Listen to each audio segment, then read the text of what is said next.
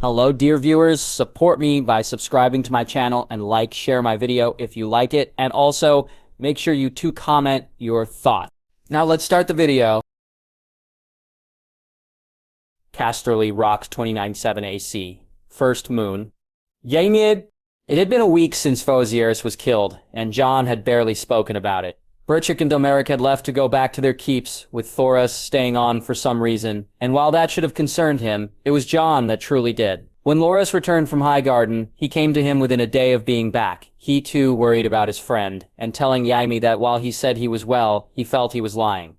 He and Jaina discussed it, he and Arthur also. He even spoke to both Red Priestesses and to Sorella, all of them telling him basically the same thing.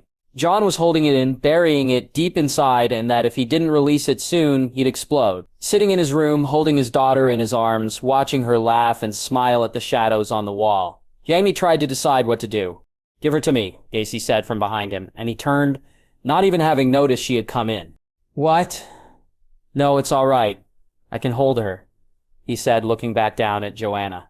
"I know, give me her and go speak to him. Spore, take a ride on the dragon, sit by the beach. Whatever, but it's bad enough he's brooding. I'll not have you do it, also." "Dace?" "No, go Kama. You know you wish to and he needs you. Go." He stood up and handed his daughter to his wife before kissing them both, and then walking from the room. The sun was still out, and he breathed a sigh of relief. The idea of a dragon ride was not something he looked forward to. Stopping off at the stables, he had them saddle Honor and Winter, along with Star, Arthur's horse.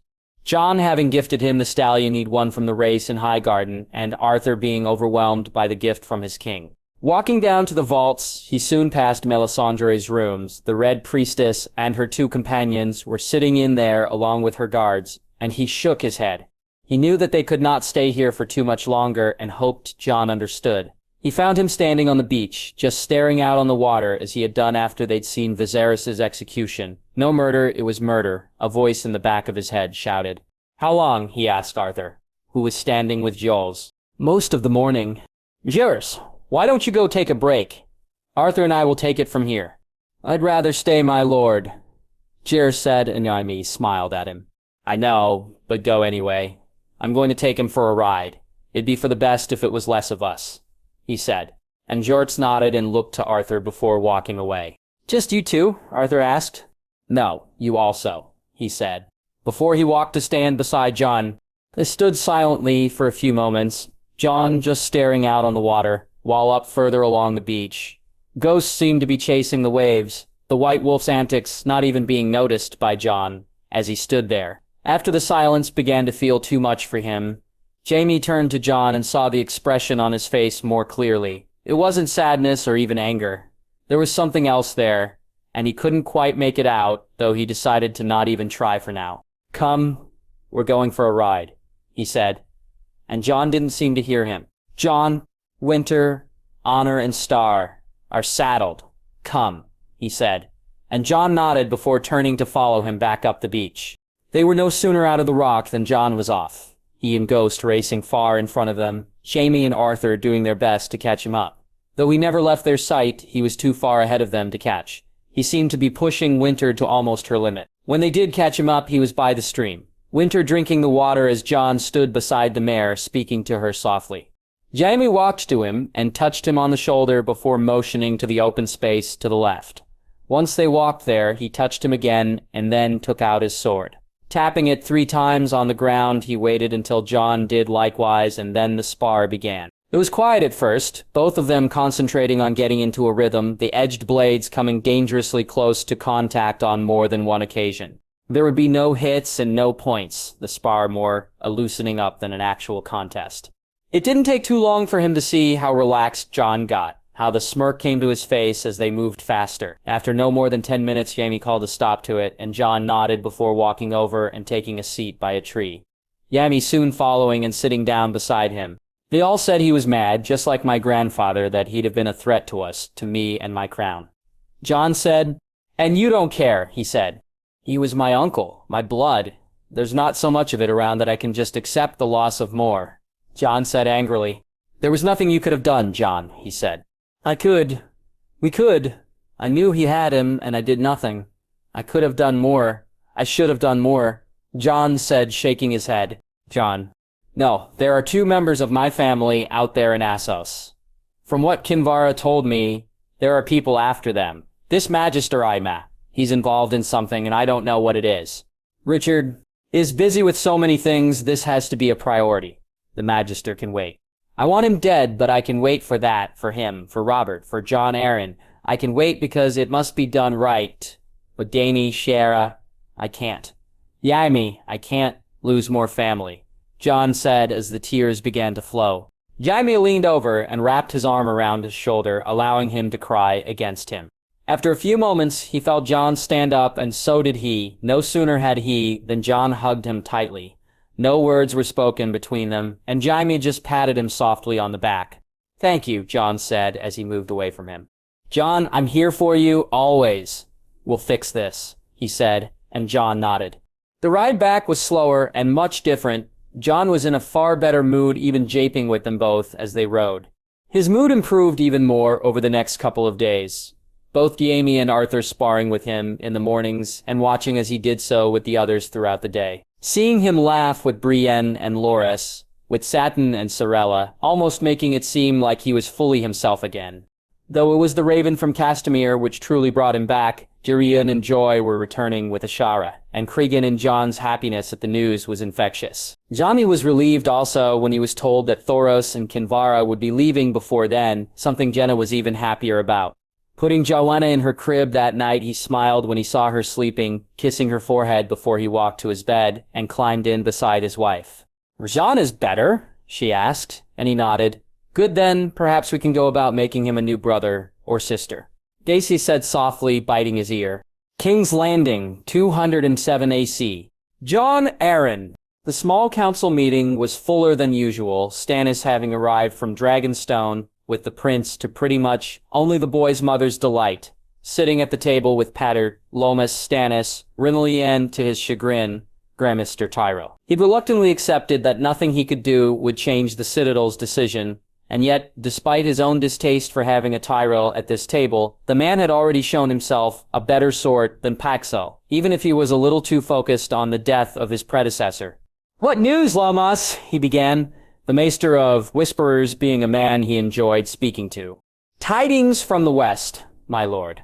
Apparently it's not just a single red priest who's visited the rock, but 3 of them, Lomas said. 3? He asked. The one who's been staying there, another who arrived recently from Essos, and Thoros of Myr. Lomas said. Perhaps Lord Yea means to convert?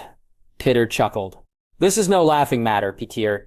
It's bad enough his wife and former squire are tree worshippers, should he now seek to convert to whatever heathen religion these red priests espouse there. There would need to be consequences, Jon Arryn said, and Petyr nodded. Perhaps it's prudent to speak to the High Septon, my lord, Lomas said, and Jon nodded. Anything else?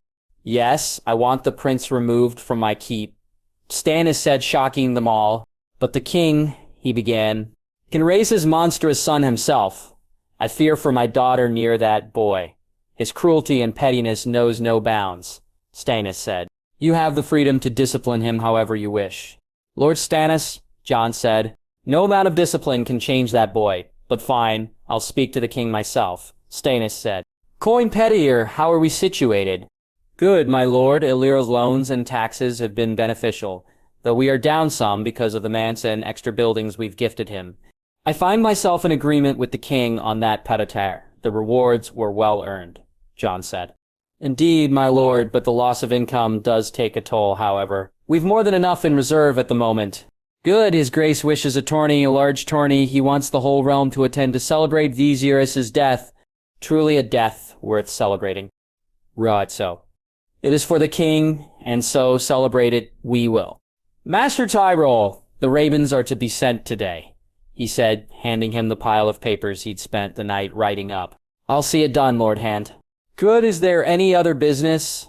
No, my lord. That seems to be all, Lomas said. He asked Pitter and Lomas to walk with him to the Tower of the Hand, having the Master of Whisperers wait outside while he spoke to Pitter and his Solar. Offering his friend a glass of wine, he wondered how to breach what he wished to, not sure how much he could even tell his closest friend. Her Grace Petyr, have you noticed anything different about her? He asked. Different, my lord. In what way? I don't know, Pater, just different. It's strange, but I find something not quite right, and I wonder if it's just my imagination. I cannot say I have, my lord, though I've been most busy. However, I shall endeavor to take a closer look, to see if I notice anything out of the ordinary, Pater said with a smile. Very good, Illyrio Pater. How fare we truly with his goal? We are in tremendous debt to him. Of course, Lord Yand, over 1 million gold dragons already. However, we've also managed to remove some of the debts to the Lannisters and the Tyrells. The Lannisters and the Tyrells can sing for their coin for all I care, but Illyrio has no issue. No, my lord. That plan you were working on with the Tyrells, is it completely dead? He asked a moment later. I've had no real opportunity, my lord. Lord Mace has been most quiet in terms of tourneys, and Lord Renly was busy in the Stormlands when Sargarlan.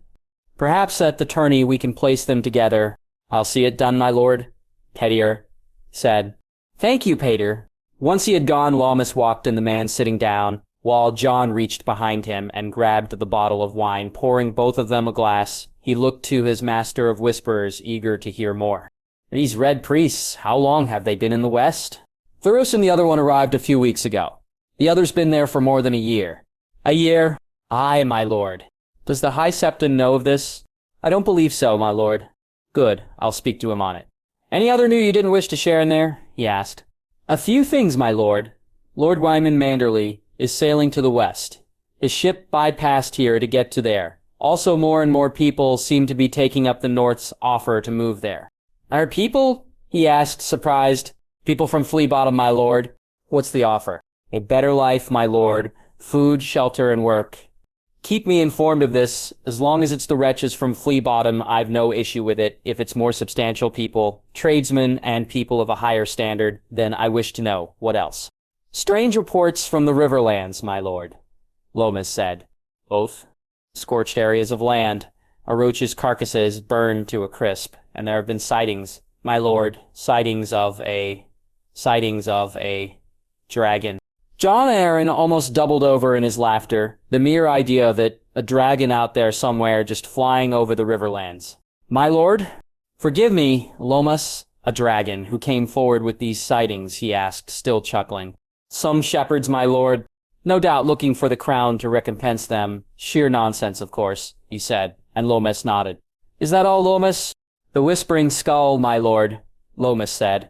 What? He asked, looking confusedly at Lomas. I believe I'm not the only one looking into events in the realm, my lord. There's someone else, someone I've recently become aware of. I know very little other than I believe he's referred to as the Whispering Skull.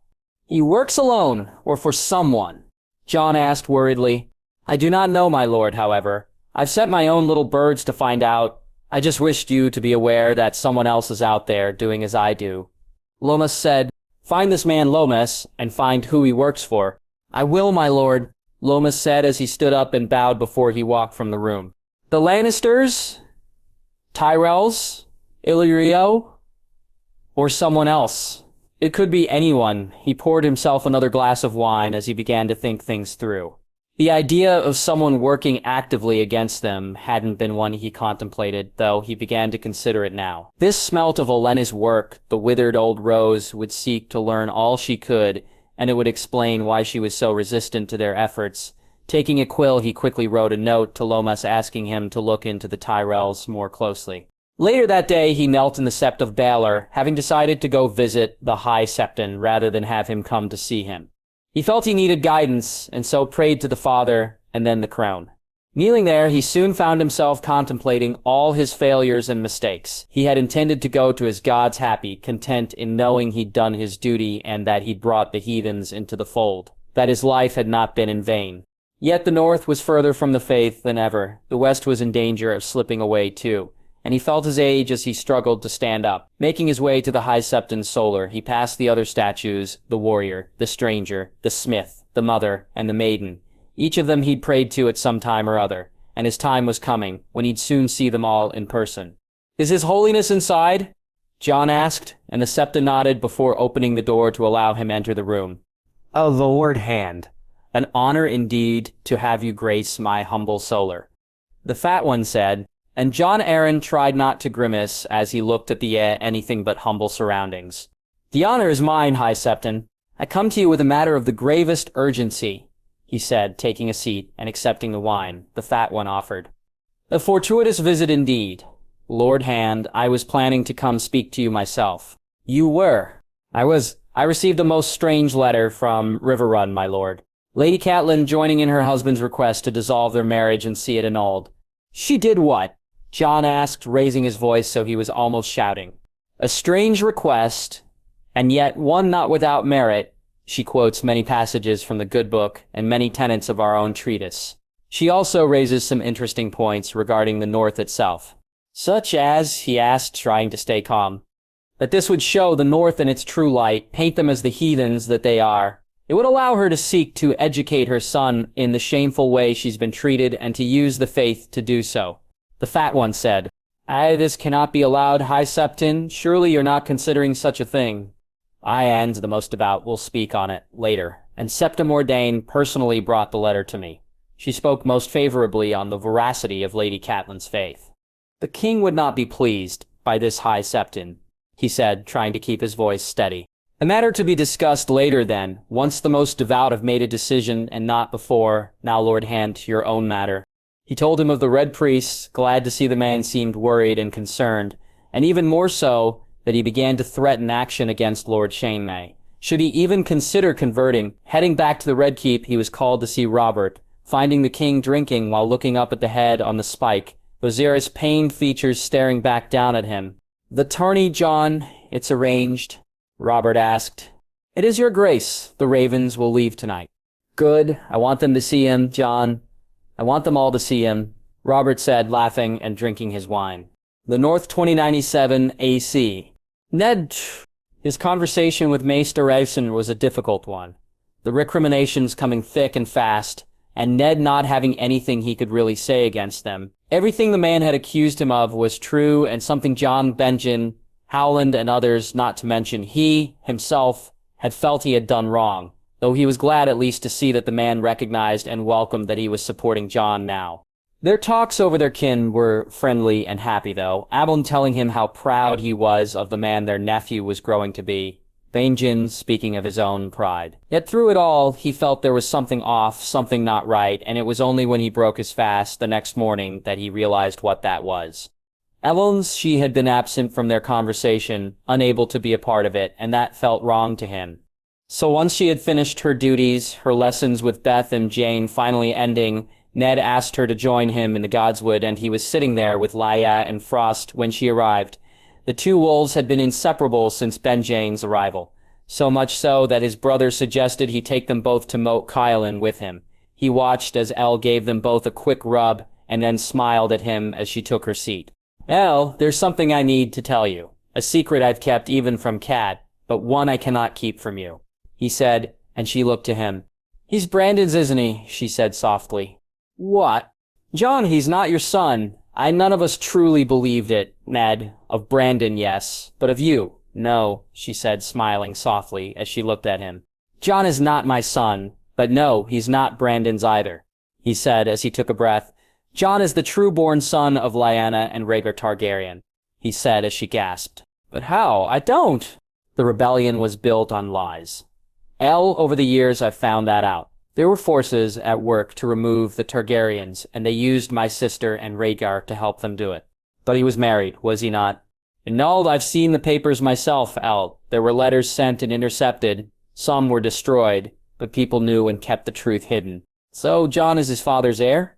Jon is king in all but name, Elle. Soon to be that too, he said, and she looked at him. You would fight a war for him? I already am. I'm not alone. Lord Jaime, Lady Olenna, Prince Oberyn, the West, the Reach, Doran, and the North is his. Why are you telling me? She asked. When I married Kat, I didn't know her, not truly, even after what happened with Lanya. I didn't know the full truth of Jon, only that who he was placed him in danger, so I claimed him as mine own son and hid the secret deep. You never told her anything? I could not. At first I felt it was to keep Jon safe.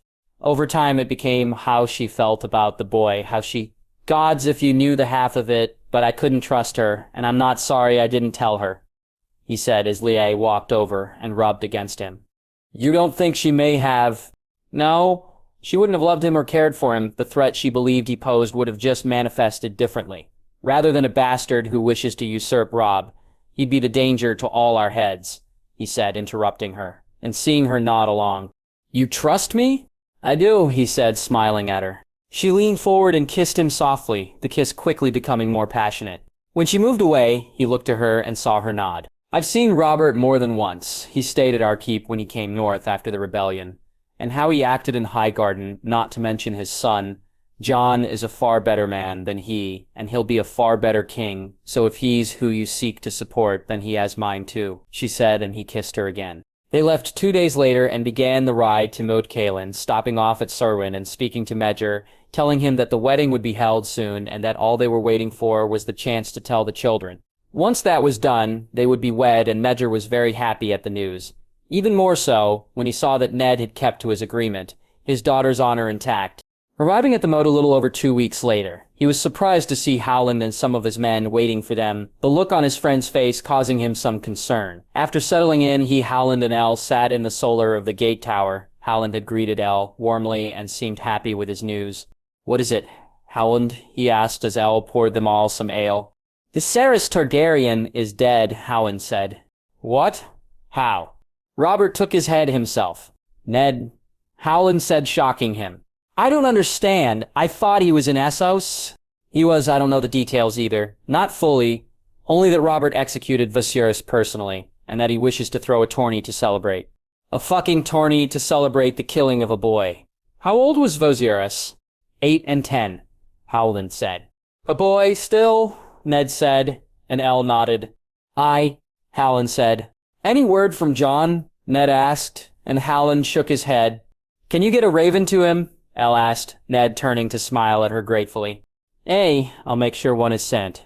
They spent the next few days looking at the moat itself as well as the lands around it. Fixing up the keep wouldn't be a huge issue. They could bring in stone, and the ground where the old wooden keep had stood could be cleared. The drunken tower would need some sort of support built to stop its lean. As for the gate and children's tower, the work on both was more cosmetic. Over time, they could build more towers, and the walls to the north and east would need to be worked on. But to have it up and running as a fully functional keep wouldn't take them too long, which left the issue of an income and supplying the keep. Howland took him for a ride along the Fever River. The fish were plentiful, and some of the small settlements allowed for some income, he supposed. The river itself, though, could be something else, though. A trading post. A stop-off point, out into Blazewater Bay. This was beyond his capabilities. He could see the potential, the possibilities, and yet he knew not enough about trade to see how to take advantage. Deciding to speak to Jon, to Luwin, and Wyman, he'd leave this for another day, but he could see that they'd need to build a watchtower overlooking the river's headwaters. How did you get on? Elle asked, as they rode away from the moat and began their journey back to Winterfell. It's lesser than I imagined. Over years, perhaps, it could be brought back to almost how it was. For now, there's not a huge amount of work to turn it into a decent keep. Have you decided who to give it to? She asked. I don't know. One of Rickard's boys is best, I think. Eddard? He'll need a decent match. You'd say one of Maggie's girls, but she'd hit me with her mace, Elle said, making him laugh. Best we not then, he said as she laughed too. The ride back was different, somber as he thought of how his nephew may be feeling. He didn't know much of Viserys Targaryen and had been relieved when there was no mention of Daenerys, but he knew how Jon would see it, and it worried him, even more so when he rode into Winterfell, knowing he'd soon see another of Jon's kin, someone else who'd be hurt over the death of more of his family. He resolved to speak to the old maester later, to offer him what condolences he could, to tell him of the note he'd sent to Jon and hope that was enough. Though he knew it was not. If anything, it was a poor offer he was making, them both. Words wouldn't right this wrong, not his, nor his house's. This wrong would be answered by the Targaryens and answered in fire and blood. Casterly Rock, 297 AC, Jaehaerys Targaryen. Speaking to Jaime had made him feel somewhat better, but it was the plans he had been making in his head, and then hearing that Joy was soon to return, which truly did. While people may have thought him sullen or brooding since he'd watched his uncle die, Jaime was doing anything but. He was planning how to take the throne, discarding and trying to play out certain events in his mind. War was inevitable. Even were he to attack King's Landing and kill Robert, his brothers, his supporters, would quickly bring the war to his door. So he needed to be ready for it. His armies would need to be ready for it, and risks would need to be taken to get them there. The shadows had been his friend, each step almost calculated to limit word of who he was leaking out. Viserys' death only reinforcing the reasons for that. But he couldn't hide much longer, and nor did he wish to. His wife was hundreds of leagues away, both of them parted by distance and the shadows he hid in. Jay wasn't sure how much more he could take of it, and so that too preyed on his mind. The conversation he was to hold with Thoros had been changed so many times in his head that he almost laughed as he was now back to the one he'd discarded but a day ago. Still, he walked into the room and saw the 5 servants of the Red Gods sitting and waiting anxiously for him to speak. Thoros, I'm not sure how much you know of me, or what Melisandre and Kinvara have revealed. Only that you are important to our god and that I should look to the flames to find the truth, Thoros said. Have you? He asked. I've looked and seen nothing, Thoros said, almost annoyed. Would you look with me? He asked, and Thoros nodded. The blood, my prince, Kinvara whispered as he passed her by, and he nodded. He walked to the fire with Thoros, and once he reached it, took his knife and reopened the cut in his palm. The scar barely having time to heal since he'd cut it last week. Allowing the blood drip into the flames, he heard a gasp behind him and then turned to see Kinvara's smiling face. Thoros, beside him, though, was instead staring intently into the fire. When Jay looked at the flames, he saw the Tower of Joy. He saw his mother's face and his father's smile from days long past. He looked on as his father played with a young silver-haired boy, the boy no more than 5 name days old, looking happy and laughing as Rhaegar threw him in the air and caught him. A woman standing there smiling as she watched them play, her hair the same color as his father's and the boy's, and her eyes alight. He saw the boy stand beside the throne while a straggly-haired man spoke to him, a knight wearing white then walking him from the room. Thoros' voice took him from the flames. Jane's vision blurred as he looked at the Red Priest through teary eyes. With the cuff of his sleeve, he wiped his eyes as he saw Thoros take a knee. My sword is yours, my prince. Ask of me what you will. Thoros said, Rise, Thoros, rise and let us speak some more. There is something I believe you'd like to see, he said, and Thoros did as he asked.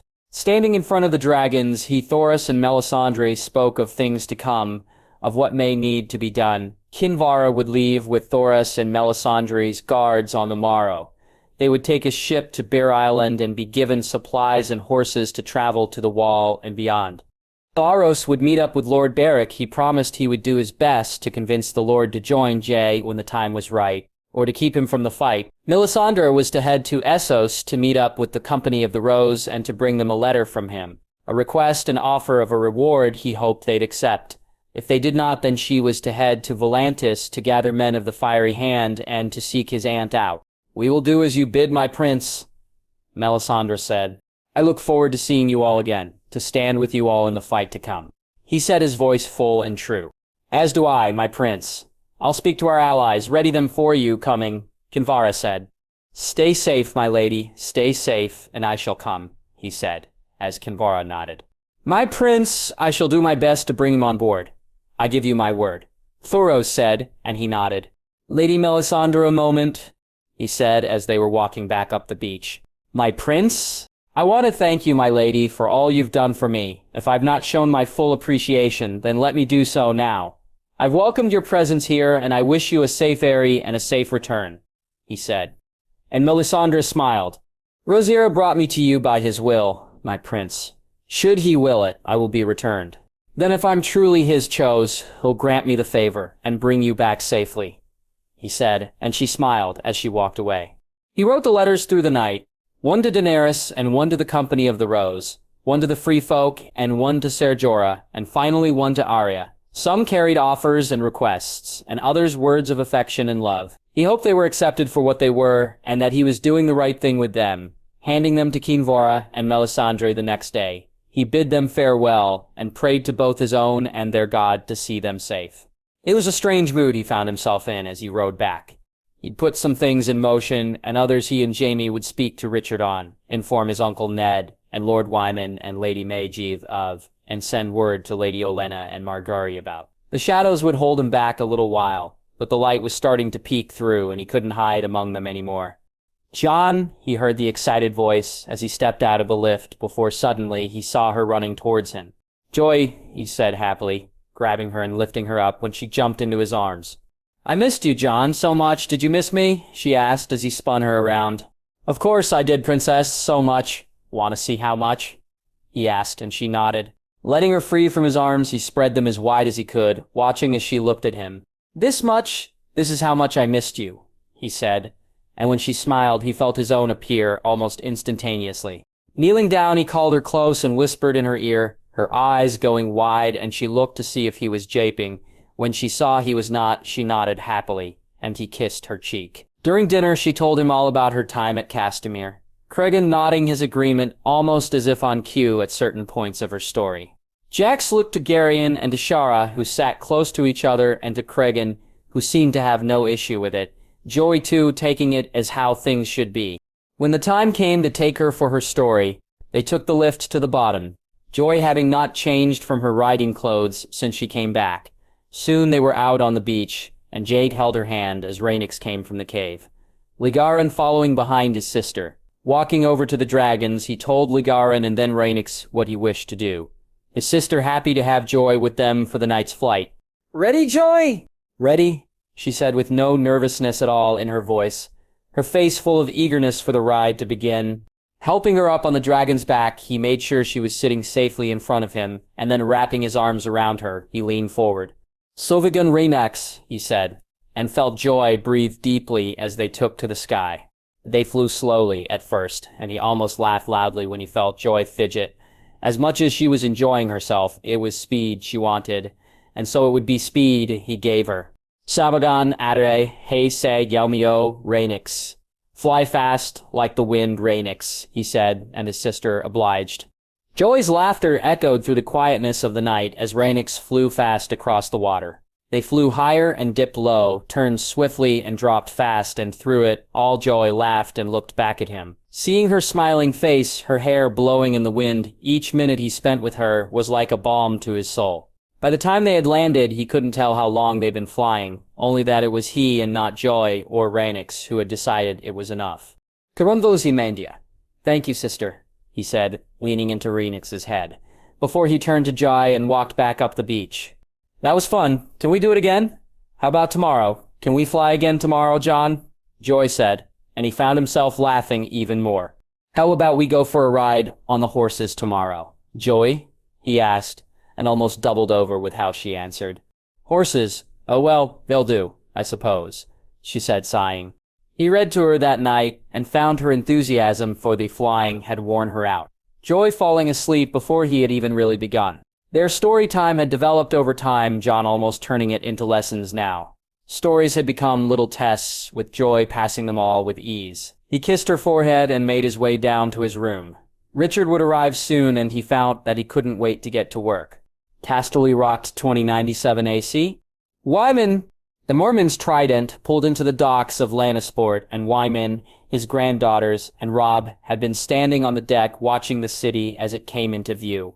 Now looking down to the docks themselves, Wyman smiled to see Kevin and his son, along with their guards, waiting to greet them. He could see Robb and the girls seemed a little disappointed that Jon wasn't there, but he was not, having expected Jon to greet them in Casterly Rock rather than here. "Wyman, it's good to see you," Kevin said as he welcomed him warmly. "You too, Kevin. May I present my granddaughters Winifred and Willa, and my squire, Lord Robb Stark," he said as Kevin greeted them all as warmly as he had him. "My son Lancel," Kevin said, introducing his boy. Soon they were riding through the streets of Lannisport, Lancel speaking to Robb and the girls and Kevin while not outright saying something was wrong, his manner suggesting it. Kevin's home was large and luxurious, and as they arrived they were met by his other two sons, Martin and Willem. Kevin having explained that Dorna was resting in bed, a new babe was soon to be born to them. Lancel and his brothers escorted Robb and the girls to their rooms, and he walked with Kevin to his solar. The offer of going to his own room turned down for now. He was no sooner sitting down than the meal was brought in, and he was glad to see Kevin eating with him. "What's wrong, Kevin?" he asked as he ate. "You haven't heard of King's Landing?" Kevin asked, and he shook his head, having heard nothing. Viserys Targaryen was executed by Robert the Fat Stag doing the deed personally. "I thought he was in hiding somewhere, in Essos," he asked. "He was, Maupetus. The magister who's funding the crown brought him to Robert. Kevin said. I take it Jon's aware. He is more than that. He saw it, Wyman. Don't ask me how other than he saw it, as did Jaime and Arthur. By the gods, I take it he's not handling it well. Surprisingly, he is, but he's become even more determined. I think it's brought things closer, Wyman. We're not far from war, and it's good you've come when you did. Kevin said, and Wyman smiled as he took a swallow of the wine. Our men in Essos? The company of the Rose, Wyman, that's who I was asked to negotiate with, and that's who I went to. They damn near threw me from the room until I mentioned Jon's name, Kevin said with a laugh. His true name? No, Jon Snow. They'd heard of him. Once I brought his name into things and told them Northmen had died along with my own. They took the contract. I'm expecting word soon. Good, the North remembers, Wyman said. As does the West, my friend. Kevin said as he raised his glass in a toast. They were feasted that night. Wyman getting to meet Kevin's good father, Harris, and his wife Dorna, who was feeling a lot better. He smiled when the dancing began, his granddaughters dancing with all of Kevin's sons and Winterfell more often than not with her betrothed.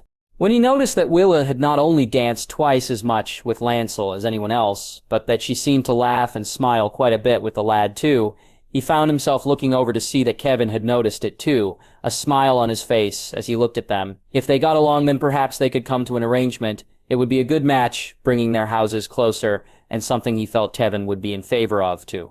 The next morning, they were taken on to Casterly Rock. They'd be staying there for a few nights before returning, and then spending a week or more with Kevin. Waymon was surprised but happy when Lancel accompanied them, he and Wedley speaking animatedly on the ride to the rock itself. Arriving at the rock, and then seeing it in person was awe-inspiring. It rose high into the mountain itself, and he was relieved and happy to learn that there was a lift to take them to the top. In the courtyard waiting to greet them, he saw Lord Jaime and Daisy, Lady Jenna and her children, and beside them, Jon standing with a blonde girl and his friends. Lord Wyman, welcome to Casterly Rock, Lord Jaime said, as he stood in front of him. It's an honor to finally see your home, Lord Jaime, he said, and then greeted Daisy and Jaina before he was standing in front of Jon, his king smiling as he looked at him. Lord Wyman, a pleasure, truly. Jon said, and Wyman nodded and smiled back. For me also, Jon. After the greetings were done and they were shown to their rooms, he knew he'd have to wait to speak to Jon and Jaime. He had no wish to go behind the king's back, and his granddaughters and Jon's brother would take up his time. For now, instead, he just enjoyed being at the rock. Walking down to watch as the spars took place, seeing Jon spar up close being something he enjoyed immensely. More so than Robb did, though he did smile as he yielded. Once again they were feasted that night, and once again Wallace spent more time dancing with Lancel than anyone else. Wyman and Kevin looking to each other more than once. Jaime was friendly and Daisy very keen to know of the goings-on in the north. Wyman also found himself enjoying speaking to Lady Jenna, the woman's wit and cleverness, a stark contrast to her husband's lack of both. It was as he was drinking some wine that Jon came over to him, the king purposeful in his walk and his expression. Wyman stood up and met him halfway and then followed him when he directed him to Jon, leading him to a small balcony just off the main room. Wyman noticed that Jers was standing at the door while Arthur stood a few feet away, his king making sure they had privacy for whatever he wished to say. Forgive me, my lord. I had wished to allow you to enjoy the feast and to speak to you on the morrow, but time is pressing and there are things you need to know and see before we speak further. Of course, Jon. You heard of King's Landing? Jon asked. I have, Jon. I'm sorry for your loss. I thank you, my lord, but there is nothing anyone can say or do to make me feel better about it. Only bringing Robert Baratheon to his knees would do that. To that end, before you go to your room tonight, I ask you to join me in the vaults. Robin went offered too, Jon said. Wella, he asked, wondering why his youngest granddaughter was being left out. I know they both know the truth, my lord, and I'm not leaving Wella out for any lack of trust. My reason is far more practical, Jon said. Lancel, he asked, and Jon smiled. They make a good match, and I've not seen Lancel so keen before, my lord. I believe he'll seek to escort her to her room, and I'd not put any obstacle to it, unless you're not keen on the match, Jon asked.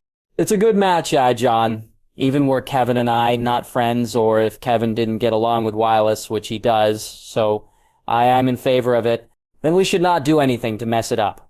For now, Wayo will be left out what I'm to show you. Later when Lancel is not around, I'll bring her myself. Very well, Jon, Wyman said. He found himself nervously awaiting the end of the feast, and then when it did, time seemed to just stretch on. Finally, Robb and Winifred knocked on his door, and they walked the lift to find Jon and Arthur waiting for them. They took the lift to the bottom, Jon telling them he was taking them to the vaults where his rooms were located, and then to the beach beyond. They laughed and japed on the way down, Robb teasing Jon over something, and Winifred stepping in and backing up her betrothed when Jon got the upper hand. Grey Wind and Ghost just looking on as the two brothers caught up with each other. He was glad that Winifred was coming and that Winifred would be shown whatever it was to see later. Once Robb had been told the truth, then Winifred knew he had to tell his granddaughters, both of them taking it far better than he had expected. When you see them, don't be alarmed. You're quite safe. Jon said as they walked through the corridor of the vaults. You sleep down here? Robb asked. I need to be close to her, to them, Jon said, and Waymon knew then. It was the dragons he was speaking of. The cove was dark, but peaceful, and Jon directed them to where Jaris, Loras, Brienne, and Kragan and another girl were standing. Waymon soon finding out that she was Prince Oberyn's daughter, Sorella. Jon whispered in Robb's ear and then walked away. Robb's excitement clear as he leaned in to speak to Winifred, all of them then looking eagerly to the cave that Jon walked into, and then all three of them gasped at what came out of it. The bronze dragon had to be at least 60 feet long. It sparkled in the light, and then within the blink of an eye, it was in the air. Normally that would have been enough to draw their eyes. Instead, it was what came out next that did. The white dragon was almost twice the size of the other. It was huge both in length and sheer size, and seeing Jon walk calmly beside it was jarring. Where the bronze one had moved across the ground awkwardly, its front legs being its wings, the white dragon walked on all four and moved far more gracefully across the ground. He's not, is he? Winifred said, as Wyman looked and saw Jon lean into the dragon and then climb up onto its back. He is, Lord Yes, and were it not for the fact that it was just then that the dragon took to the air, Waymon may have turned to look at the boy.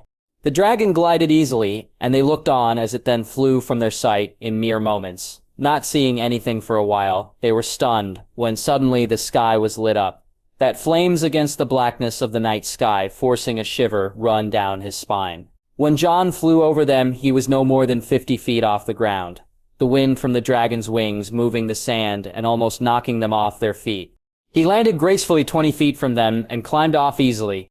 Standing in front of the dragon, he leaned against its head and began speaking words in a language that Wyman didn't know. Soon he was walking towards them, and the dragon was back in the sky, heading out at sea for why Wyman wasn't sure. The bronze is Rhaegar, my son. The white is Rhaenys, my sister, Jon said, looking at him, and all Wyman could do was nod and smile. Dragons. They had dragons, and they were clearly ready for whatever was to come. Casterly Rock, 2097 AC, Second Moon. Yaxuiera's Targaryen.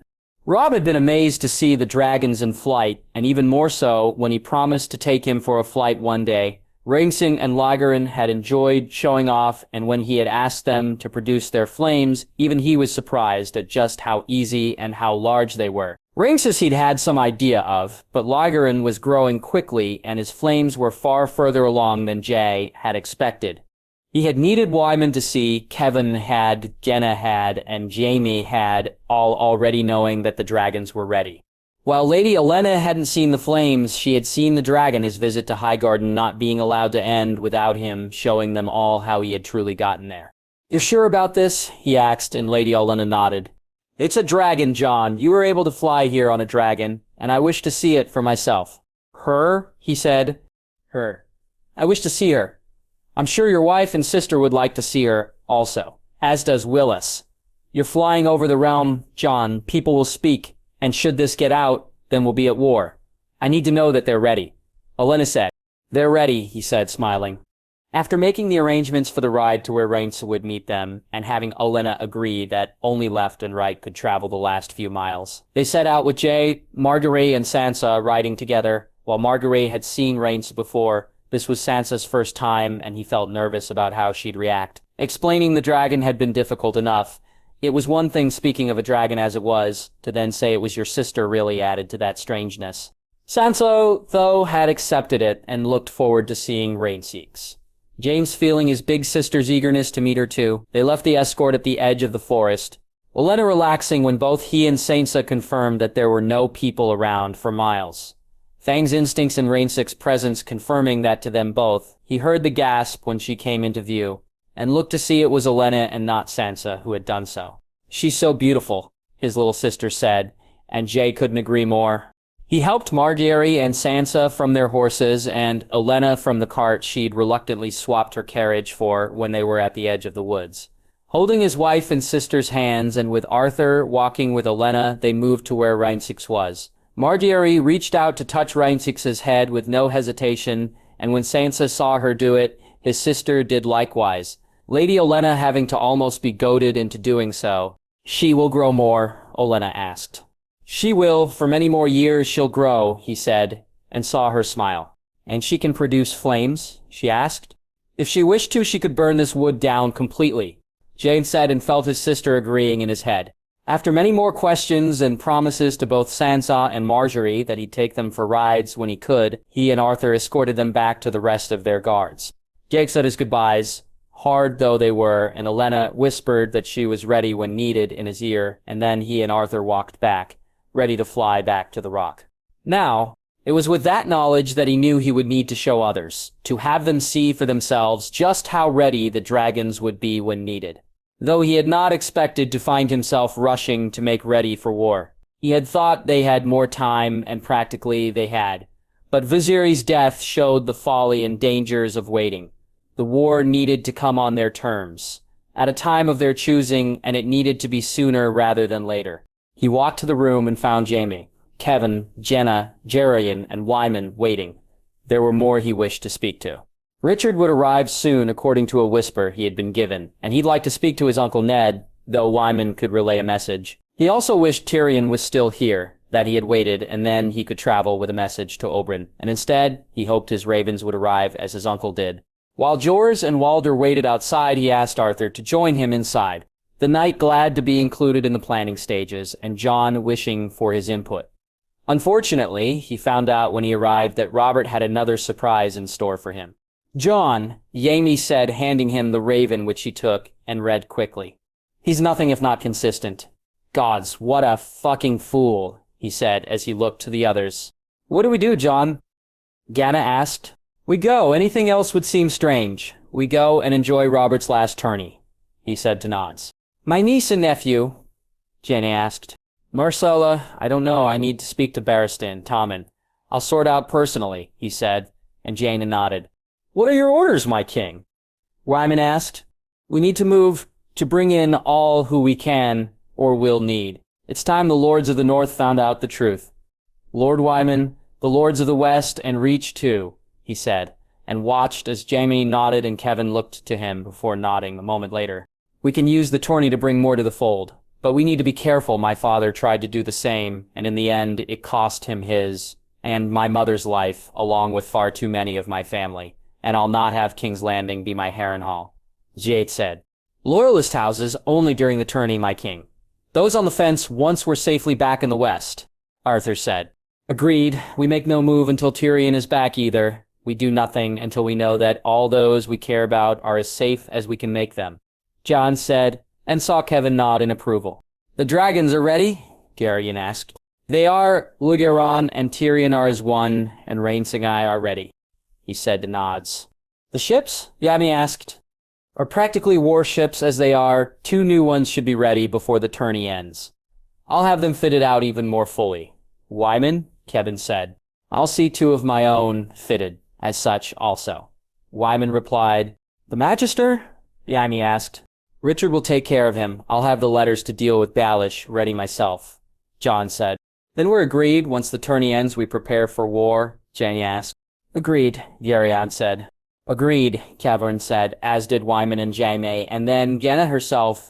"I thank you all for what you've done and will do for me.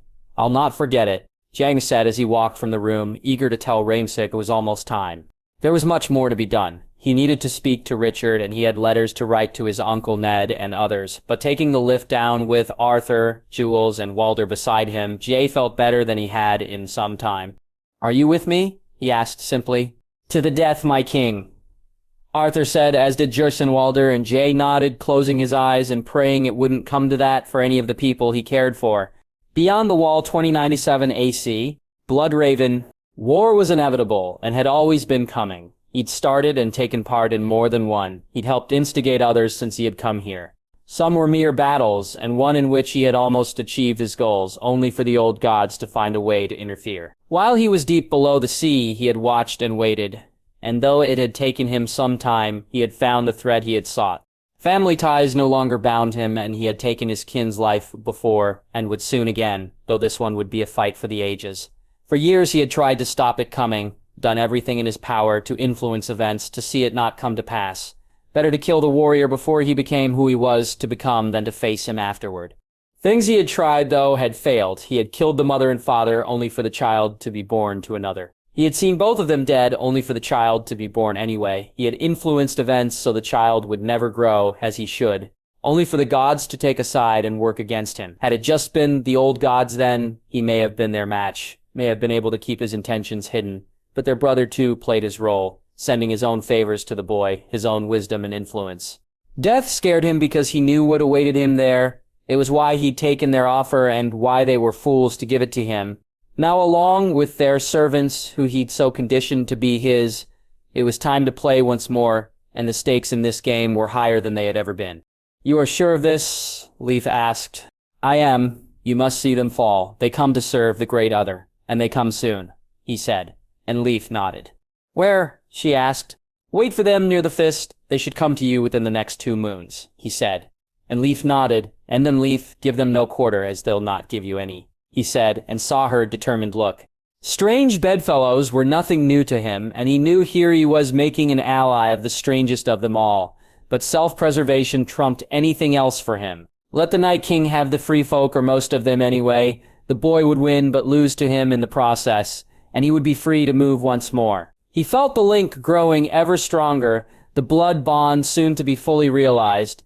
When the time came, he would have the upper hand, and he thanked Animon for giving him the opportunity. Closing his eyes, he saw her different colored ones, the pin resting in her hand as she pierced her skin, he doing likewise, and the bond had formed, the link between them lasting for some time. It was when she left that it stopped working. Only remnants of what had once been left within, and it was why he had no reluctance in giving it up. Though even he had never imagined it would play such a crucial role in his plan. I'll see you soon, my prince. Your dreams will be mine to play with, he said, as he closed his eyes and dipped down below the sea once more. Casterly, Rock 2097, AC. Richard. The lion's roar, stopping off in King's Landing, wasn't strange and was timely, Richard, glad to see the captain switching his journey with one of the other ships and taking him directly to the west. It cut the traveling time down by almost a moon, and so it was a little over 3 weeks after Viserys' execution that he arrived in Landsport. He rode straight from the city to Casterly Rock, didn't even bother to send word ahead that he'd arrived, as he knew his king would wish to speak to him immediately. He was proved right and was shown through the vaults and out onto the beach. Jairus leading him to where Jay was sparring in the sand with Arthur, both of them moving quicker than he thought possible. Standing there with Jairus, he watched and waited until they were done and saw Jay look to him and smile before walking over to him, Arthur following behind. Richard, it's good to see you, Jay said. You too, my king. I came as quickly as I could. It's much appreciated, Richard. Have you eaten? Jay asked. No. Come, let's eat. We've a lot to talk about. They walked back up the beach and into the vaults, and Richard was surprised when they took the lift to the family wing. Inside it was empty, and they sat down and had food brought to them. There wasn't much said as they ate, Jay asking him how he was and letting him know that Wyman and his brother were here. Something which he'd already known, but even had he not, it would have been proved true. A few moments later, anyway. Lord Wyman, Jay said as the Lord of White Harbor walked in and took a seat. John, Richard, Wyman said as he began to eat his own meal. Wyman too didn't speak much, simply talking about how he'd expected Jay to ride with the others that morn. Jay saying he'd been expecting Richard and wished to get straight to work. It surprised Richard some, though he had sent word he was on the Lion's Roar. He had not expected them to know when he would be arriving. Once he'd finished, Jay said his goodbyes to Wyman for now, and Richard followed him as he took the lift back down to the vaults. How did you know I'd arrived today, John? He asked, worried he'd been compromised. I've been looking for you along the route, Richard, using birds to find you. Once I did, I knew when the lion's roar would arrive, and so I waited for you, Jade said. You can do that? He asked, surprised not by the warging, but that he could stay in something long enough to find him. You'd be surprised what I can do, Richard, Jade said, closing his eyes. Right now, Ghost is running with his brother ahead of all the others. Lors and Robb have just been beaten in a race by Joy, and Criggan has been teasing them over it, making Wella and Winifred laugh, Jay said. It's that easy for you? Richard asked. With Ghost, or with any animal I've already warged into, it's almost instant. With others, it takes a little longer to make the connection, and the further I need to go, the more I have to concentrate. Jane said. You don't need me. You could warg into almost any castle or keep you wish to, he said, only half japing. And I'd still find out less than you do, Richard. I can warg into multiple things, but I can't be everywhere. Even with this and the glass candles, it's not enough, though I do have something that may help you in your work. Jack said as they stepped from the lift. He followed him to his room and was led inside, just him and Jack with Arthur waiting outside along with jars. Once in the room, Jack walked over to a chest in the corner and came back with a glass candle wrapped in cloth and handed it to him. Once a week, Richard. We set aside a time once a week, and through that I can speak to you, Jack said, and Richard looked at him as if he was crazy. Speak? I've been more motivated lately. You know why? Jack said, and he didn't need to say more. I've spent my nights reading, trying things, and I figured it out. I've come to understand more about the cooldown and how it works. Well, almost how it works. There's a lot more there I've not gotten to yet. I know there is, Jack said. But you can actually speak to me? He asked again, trying to be certain.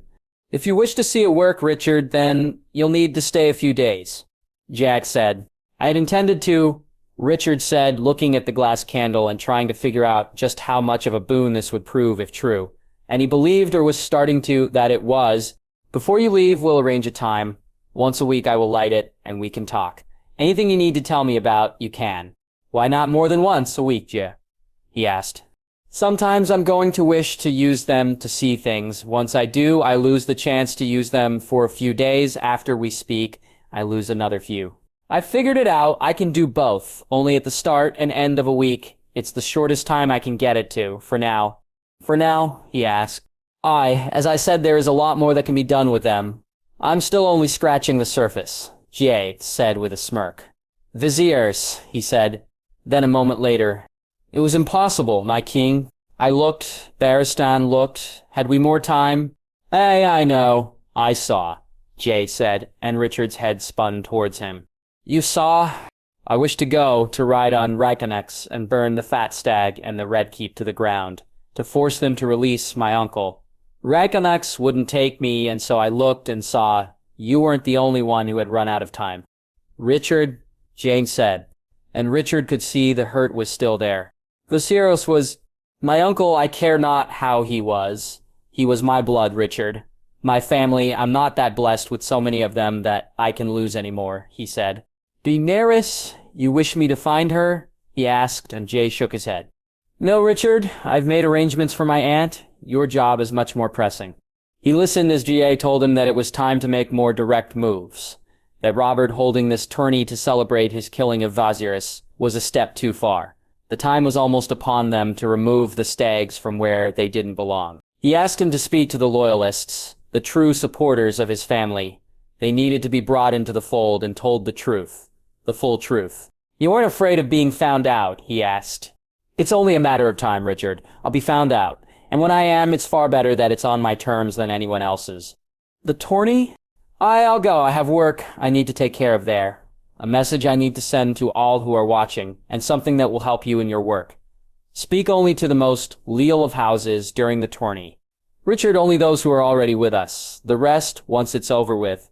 I will, my king. Richard, the Magister, he dies. Jason. He dies, Richard replied. Dorne 29/6/297 AC.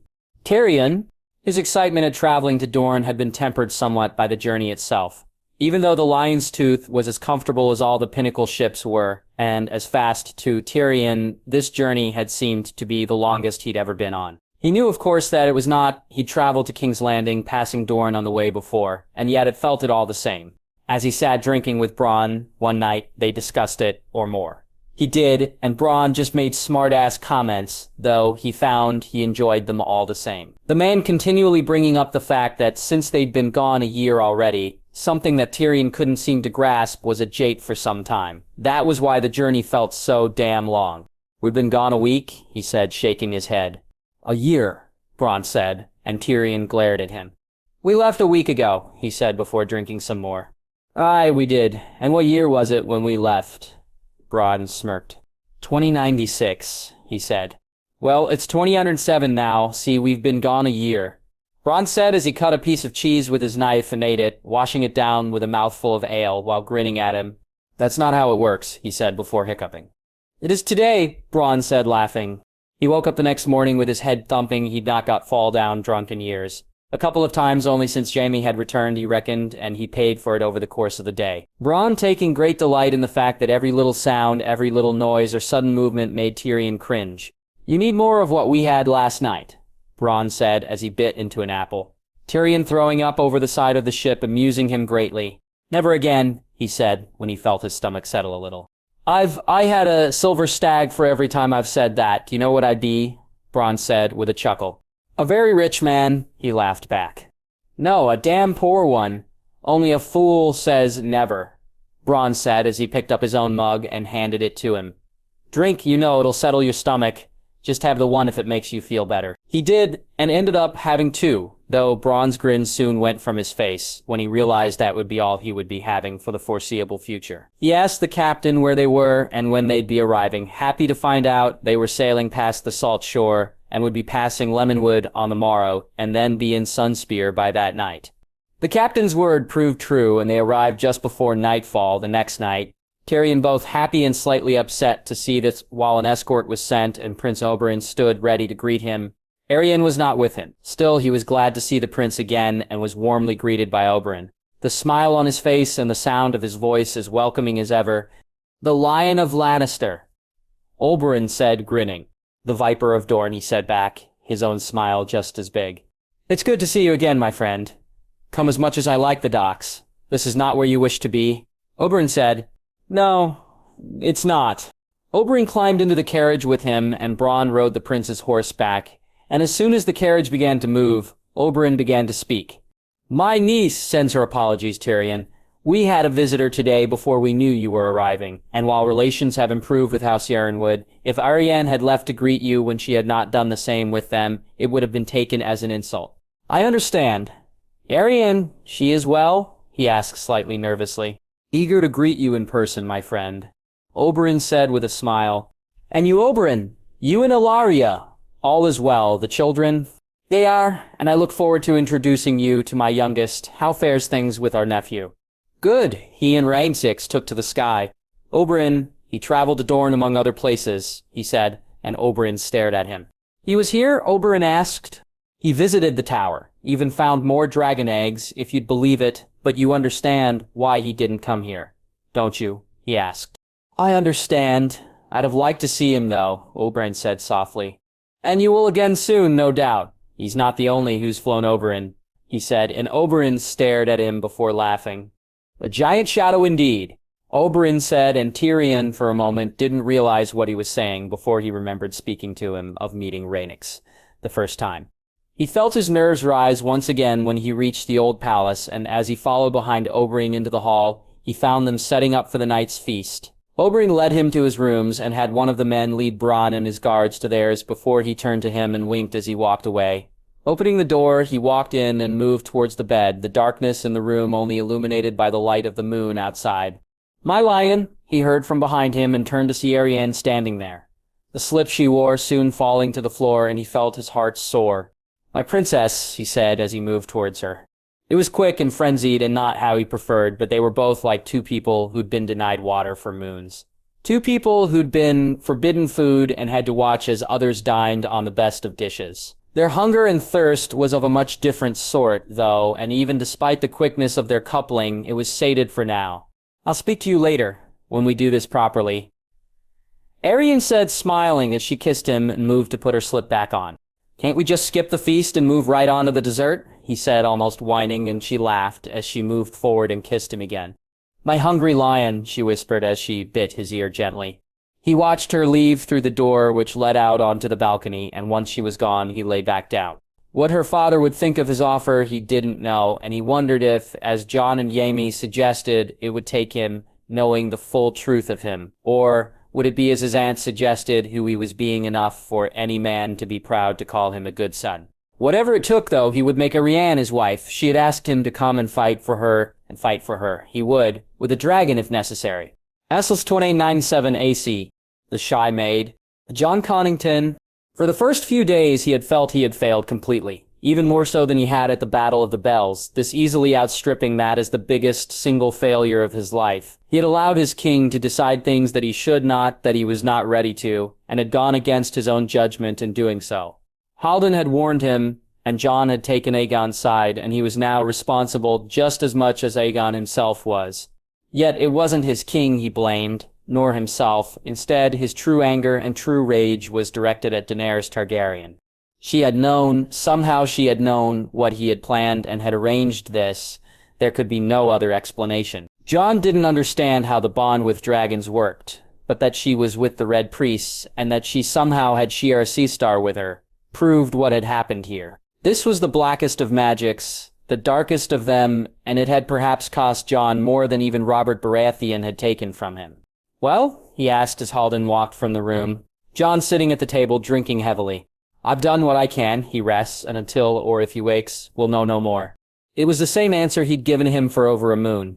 Aegon rested and had not woken, and maybe would not. He swallowed his drink and walked into the cabin, his king laying on the bed, covered in bandages. One side of his face was completely covered up, his arm and side bandaged heavily, and yet he breathed still. His king showing the strength within him and surviving where a lesser man would have fallen. "I'm sorry, my prince, forgive me," he said, crying as he lay in his bed that night. His nightly prayers and cries for Rhaegar to absolve him both going unanswered. Lemore, too, had taken Aegon's injuries badly, the Sept praying much more frequently and reverently than before. She would stand over Aegon's bed and sing to him. She washed him and cleaned his sheets, fed him, and apart from Haldon, it was she who spent the most time with him. Jon needing to be almost drunk before he could face looking at the evidence of his failure. The first time he woke up should have been a joyous occasion, but the screams of pain that came from Aegon's mouth tore Jon up inside. It got so bad that Haldon needed to give him a draught to put him back to sleep, but just that he was able to wake alone gave him hope. Over the next few weeks, Aegon woke more and more, and Jon's drinking became a problem. So much so that both Lemore and Duck lost their tempers with him. "Who are you serving by drinking, Jon?" "Not Aegon. He needs you, and you're in no state to help him, to guide him and see him through this," Lemore said angrily. "She's right, Jon. You as you are now may as well not be here. He needs you more than any of us. He needs you." "Leave me alone. I failed him," Jon shouted. "No, you did not, but you are failing him now," Lemore said, walking away. "Help him, Jon? Help him or leave, because, as you are now, you're useless to us," Duck said as he too walked away. It took him almost a week to dry out, to stop the shivers and shakes which came from not drinking. During that time, Aegon was awake more than not. The pain Haldon told him would take time to go away, some of it more in Aegon's mind than from the actual burns themselves. When he sobered up, he began to sit with Aegon more and more, to speak to him and to try his best to make him feel better. "Why did he turn on me? I'm a dragon, Jon. The last true dragon. Why did he turn on me?" Aegon said, struggling to speak. "Magics, Aegon. Darkest magics. I do not know where your aunt learned them, whether it was the Red Priests or from Shiera herself." "How could that be, Jon? Shiera, surely she's not her, a mummer of some sort," Aegon said before he began to cough. Jon quickly grabbing the mug of water and helping him drink, though most of it came spluttering out through the bandage. "I don't understand it, but those eyes, Aegon. No one else has those eyes, those along with the rest of her features. That woman is Shiera Seastar. I'm sure of it," Jon said, and Aegon nodded. "Can we beat their magic, Jon? Break their spell?" Aegon asked. "We will, my king, we will," he said, as Aegon lay back down on the bed. When the bandages came off, the full extent of Aegon's injuries were revealed, and even Septa Lemore couldn't bear to look at him. The right side of his face had been burned horrifically, his eye completely scarred over, his ear gone, and his cheek was an open wound. His neck and shoulder were completely burned, making him barely able to turn that way, and his arm was a withered mass of flesh, Holden telling him that he'd never use it again. That it was his weaker side wasn't much of a boon, but it was all they got. That and that the burns stopped at Aegon's waist. Jon tried to comfort him as much as he could when Aegon asked for the looking glass, tried to convince him not to look, and tried to hold him when he sobbed afterward. The revelation of just how bad his injuries were, though, almost broke him, Aegon needing time to himself, and Jon, Lemore, Haldon, and Duck, none of them being able to offer any comfort. "We need to make something for him, Jon, to cover that side of his face. We have to have outfits made to cover as much of him up as possible." Lemore said, "He is our king. I'll not see him covered up," he said angrily. "He must be Jon. We know him and he looks a monster to us." Duck said, and Jon glared at him. "I love that boy, Jon, like he was mine own son, and I find it difficult to look at him. How will strangers react, those we seek to bring to our side? How would you if you didn't know it was Aegon?" Lemore asked. He knew what they spoke was the truth, and yet he found he wished to disagree. In the end, though, it was Aegon himself who decided. After a few days of dealing with it as best he could, Aegon called him to his room and spoke the same words that Lemore and the others did. Jon telling Yandri to take the shy maid to Norvos and then sending the letter to Illyrio to finally tell him what had happened. One thing which he noticed quickly on the journey was Aegon seemed far more focused on his training, even beating Duck before they got there and disarming him also. He hated that it had taken what had happened to fuel Aegon's rage and give him a focus, and that it was no longer the fat stag and the lions he sought to end. Instead, it was his aunt and Shira, Sandor, Clegane, and eventually the Red Priests, and Jon tried not to shudder when he spoke. "We should be looking west of the Aegon," he said as they stood on the deck. "We will once my aunt has been dealt with. I'll look west. Before then, though, I seek to make them all pay Jon, all of them Daenerys, Shira, Sandor, and the Red Priests. We'll make them pay my king," he said. "I'm going to burn them, Jon. I'm going to burn them all," Yogad said as he walked away. Tossed early, Rock 2097 AC. Rob. He soon found that, like Jon, he loved being at the Rock. It was so different than the North, both in the warmth of the days and the way they did things. White Harbor, compared to Winterfell, had opened his eyes. Brevetos and Pentos, too, had shown him the world was a much larger, stranger place than he had thought.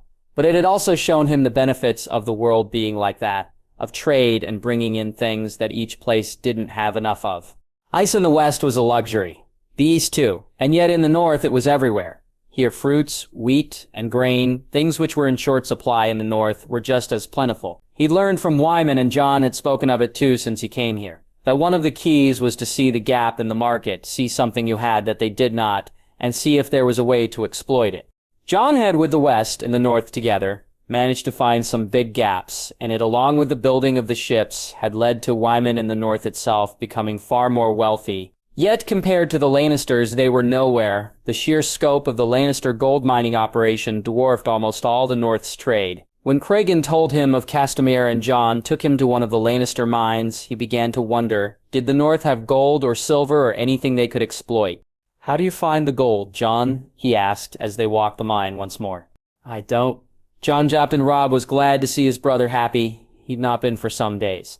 "Aye, of course you don't. You lazy sod," he said, smirking back as Grey Wind and Ghost came back from one of the tunnels they went down. "Lord Jaime has men employed by him, surveyors and men who know what to look for. They dig and take samples of the rock. How they know what they know is beyond me, but they can tell if there is a chance of gold or silver, and then they're put to work," Jon said. "Could some be sent north?" he asked. "I don't know. At present, having the gold makes the Lannisters wealthy, should you find some in the north. It may affect that," Jon said. "What if we made arrangements with them, did a deal of sorts? We could offer them a part of it, and they could offer us their help in finding it, or mining it, if we did," he asked. "You think your father would go for it?" Jon asked. "I don't know. If I could bring it to him as a possibility, perhaps," he said. And Jon laughed. "What?" "My brother, I remember when all you cared about was getting an extra slice of one of Gage's pies," Jon said. "Aye, and I remember when you weren't a king, Jon," he said, laughing back. "You heard of the tourney?" Jon asked.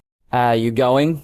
"We're going, brother. Lord Wyman has agreed to travel with us," Jon said, and Robb looked to see if he was japing and then slapped him hard on the back when he realized that he wasn't. "Thank you, brother. he said, and Jon looked at him confused. I know were it not for you then, I'd not have this life, Jon, and I'm grateful for it, truly, he said, and Jon smiled at him. I'm happy for you, brother. Now come. While not the same as gauges, we still need to move quickly. It's peach tonight, and joy may not let us have any, Jon said with a laugh as they headed back to the rock proper. Jon was proved right. Joy sitting with the peach pie and deciding who got a piece, laughing as both Ghost and Grey Wind looked at her forlornly when she fed Dusk. Winifred told him that her grandfather had just let them know they'd be going to the tourney, and Willa seemed the most excited of them all. Even Loras and Cregan, seeming less enthused than his future good sister, was about traveling to King's Landing. It was his cousin who told him why the next day, when they sparred, and Robb found his own enthusiasm dimming somewhat when he did. It's to celebrate killing Jon's uncle, Robb, the idea of seeing his head on a pike. Cregan said with a shudder as he took Robb's sword and put it back on the rack. He would do that, he asked. He will do that, mother, Uncle Arthur. Loras and Brienne, each of them have said so, and he means to celebrate his death. That's the main point of the tourney. Robert will show off Viserys' head, and will be expected to look and be happy, Cregan said. Even Jon, he said, with a note of anger in his voice. Even Jon, Cregan said, and they turned to watch Brienne and Loras go through their paces. Jon joined them on their ride the next day, and he and Willa and Winifred looked on eagerly when he and Joy got ready to race. The girl had left him and Loras in the dust when they'd raced days earlier, both Loras and Cregan laughing at his expense. It was only afterward he found out that she and Jon were the best on a horse in perhaps not just the Rock, but the West itself. Who'll win? He asked Cregan, his voice barely a whisper. June, if he wishes. Winter and he are as one. Only Ghost or your own wolf could beat them. But it depends on the day. Joy wins some days. He lets her win. Some days, Cregan said with a smirk. Today it seemed was one of those days, Winifred and Willa clapping happily when Joy took the race, and Jon whispering in Joy's ear, making her laugh. They stayed by the side of the stream near the tree, and Jon came over to speak to him once they'd eaten. Take Winifred and follow Ghost. Stop where he leads you, and meet us back at the rock, his brother whispered in his ear. Jon? Trust me, brother, Jon said as he walked away. Doing as he was told, he helped Winifred to her horse, Willa smirking at them as they rode away. It was just he and his betrothed, their guards, and both wolves, and they rode for almost an hour. The place they ended up at was a small hill, and they could see Casterly Rock in the distance. Ghost looked up at him, and for a moment he felt the wolf was going to drag him from his horse. Ghost only moving away from him when he dismounted. Helping Winifred do the same, he led her to where Ghost and Grey Wind were laying down. Both wolves looking in the direction of the rock, and Robb couldn't stop himself from smiling. A note would have done just as well, brother, he thought with a chuckle. Robb, Winifred asked. Jon told me to come here. Said it'd be worth the visit. He said, taking his cloak off and laying it down so Winifred could sit on it. Once she had, Robb sat down beside her, both of them looking off into the distance. Are you looking forward to the tourney? She asked, and Robb shook his head. I was, Cregan. Explained what it was for, though, and it spoiled it for me somewhat. Though I do wish to see King's Landing, and traveling with Jon and the others should be fun, he said. Aye, it should. He seems different, she said, looking to him. Jon, does he seem different to you? I thought it was what happened with his uncle. But I think it's more than that. I think he's ready to take the throne, he said. There's going to be a war? She asked nervously. I don't see any other way. Will you fight? She asked, looking to him. He's my brother. Hey, I'll fight, he said determinedly. Promise me you'll return, that you and I will have our lives together, Robb. Promise me? She asked, and he looked at her to see her eyes watering. Winifred, I promise. I swear it by the old gods and the new. I'll not take any unnecessary chances, and I'll return to you always, he said as he leaned in to kiss her softly. They kissed for a few moments, and he rubbed his fingers over her eyes, stopping the tears before they fell. Putting his arm around her, he felt Ghost brush against him, and when he looked to the wolf, he saw his head turn towards the rock. Both he and Winifred looked on as the sun set, the light shining down and casting the rock in gold. The reflections changed as they watched, golden brown, red, bright orange, and then finally began to fade as the sun moved away. He turned to see Winifred was holding her breath, a smile on her face, when she looked to him, and he kissed her again. I promise, he said loudly in his head, and hoped he'd be able to keep it. River Run 2097. Cat. The ravens came and she looked at the seals, one bearing the hand of the kings and the other the seven-pointed star. She nervously broke the seal on the one from the High Septon first, eager to see if he had accepted her request. At first she had intended to just send a letter and then had changed her mind. A personal visit from Septim Ordain may stand her in better stead, she felt. Now reading, she'd soon find out if that was so. Lady Catelyn, after a meeting with the most devout, we have agreed to accede to your request for the dissolution of your marriage to Lord Stark. We have prepared the legal documents, and they will need to be signed by your husband or yourself to take effect. Once done, then you are both free under the terms of the faith to wed once again. I look forward to speaking to you personally in the future, my lady, to discuss the other matters you raise. His Holiness, the High Septon.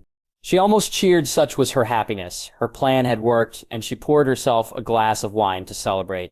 Ned would receive a raven soon, and she could have him send one to the High Septon, confirming he accepted. Taking a sip of the wine, she opened the other scroll and began to read it, also, finding herself believing it a sign from the gods. Lord Tully, His Grace invites you to the tourney of King's Landing 2097 AC, a tourney held in celebration of the ending of the Targaryen line for good.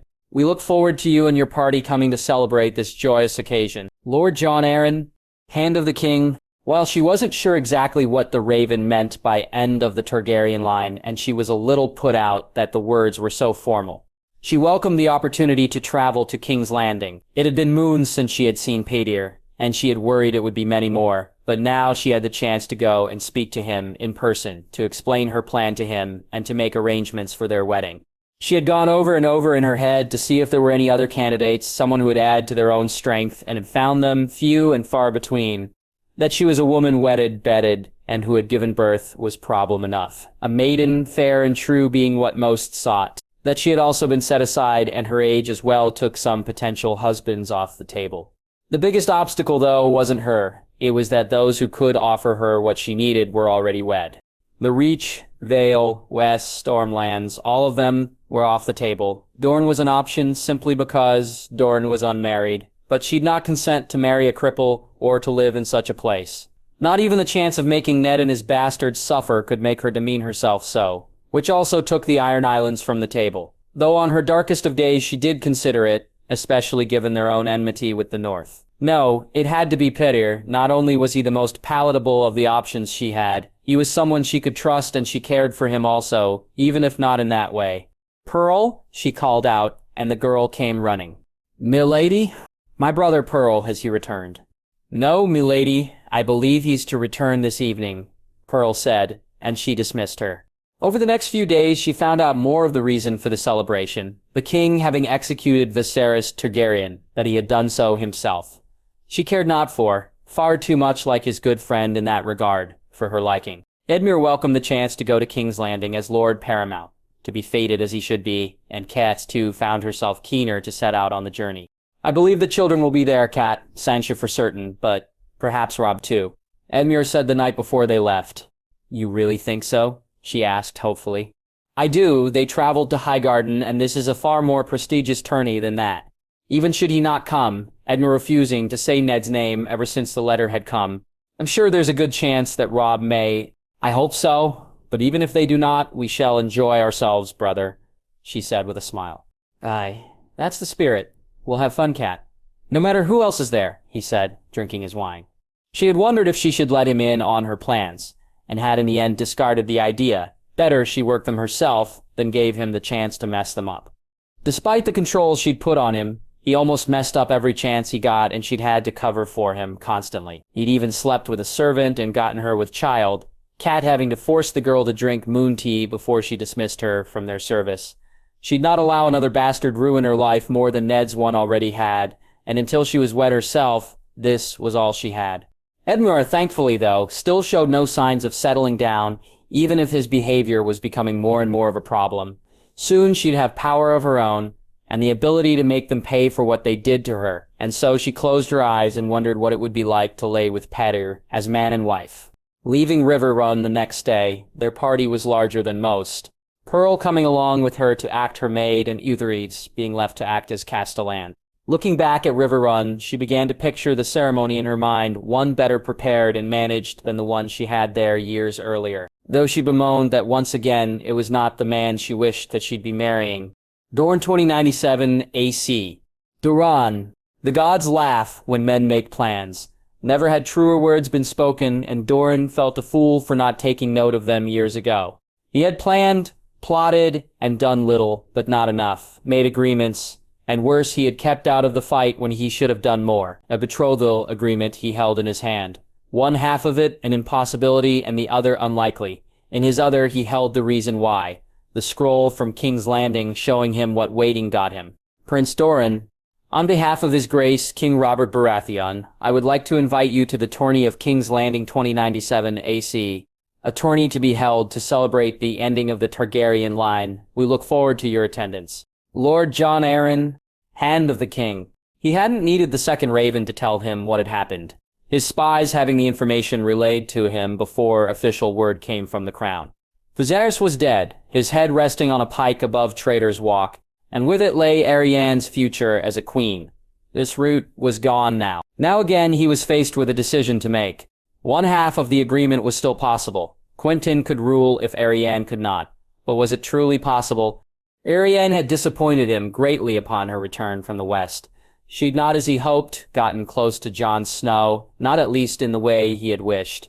Instead, she, like Oberyn, seemed to see the boy as kin, as family, and that was not what he wanted or what he would accept. It left him in a delicate position, and one he knew he had to take advantage of, and needed to do so now.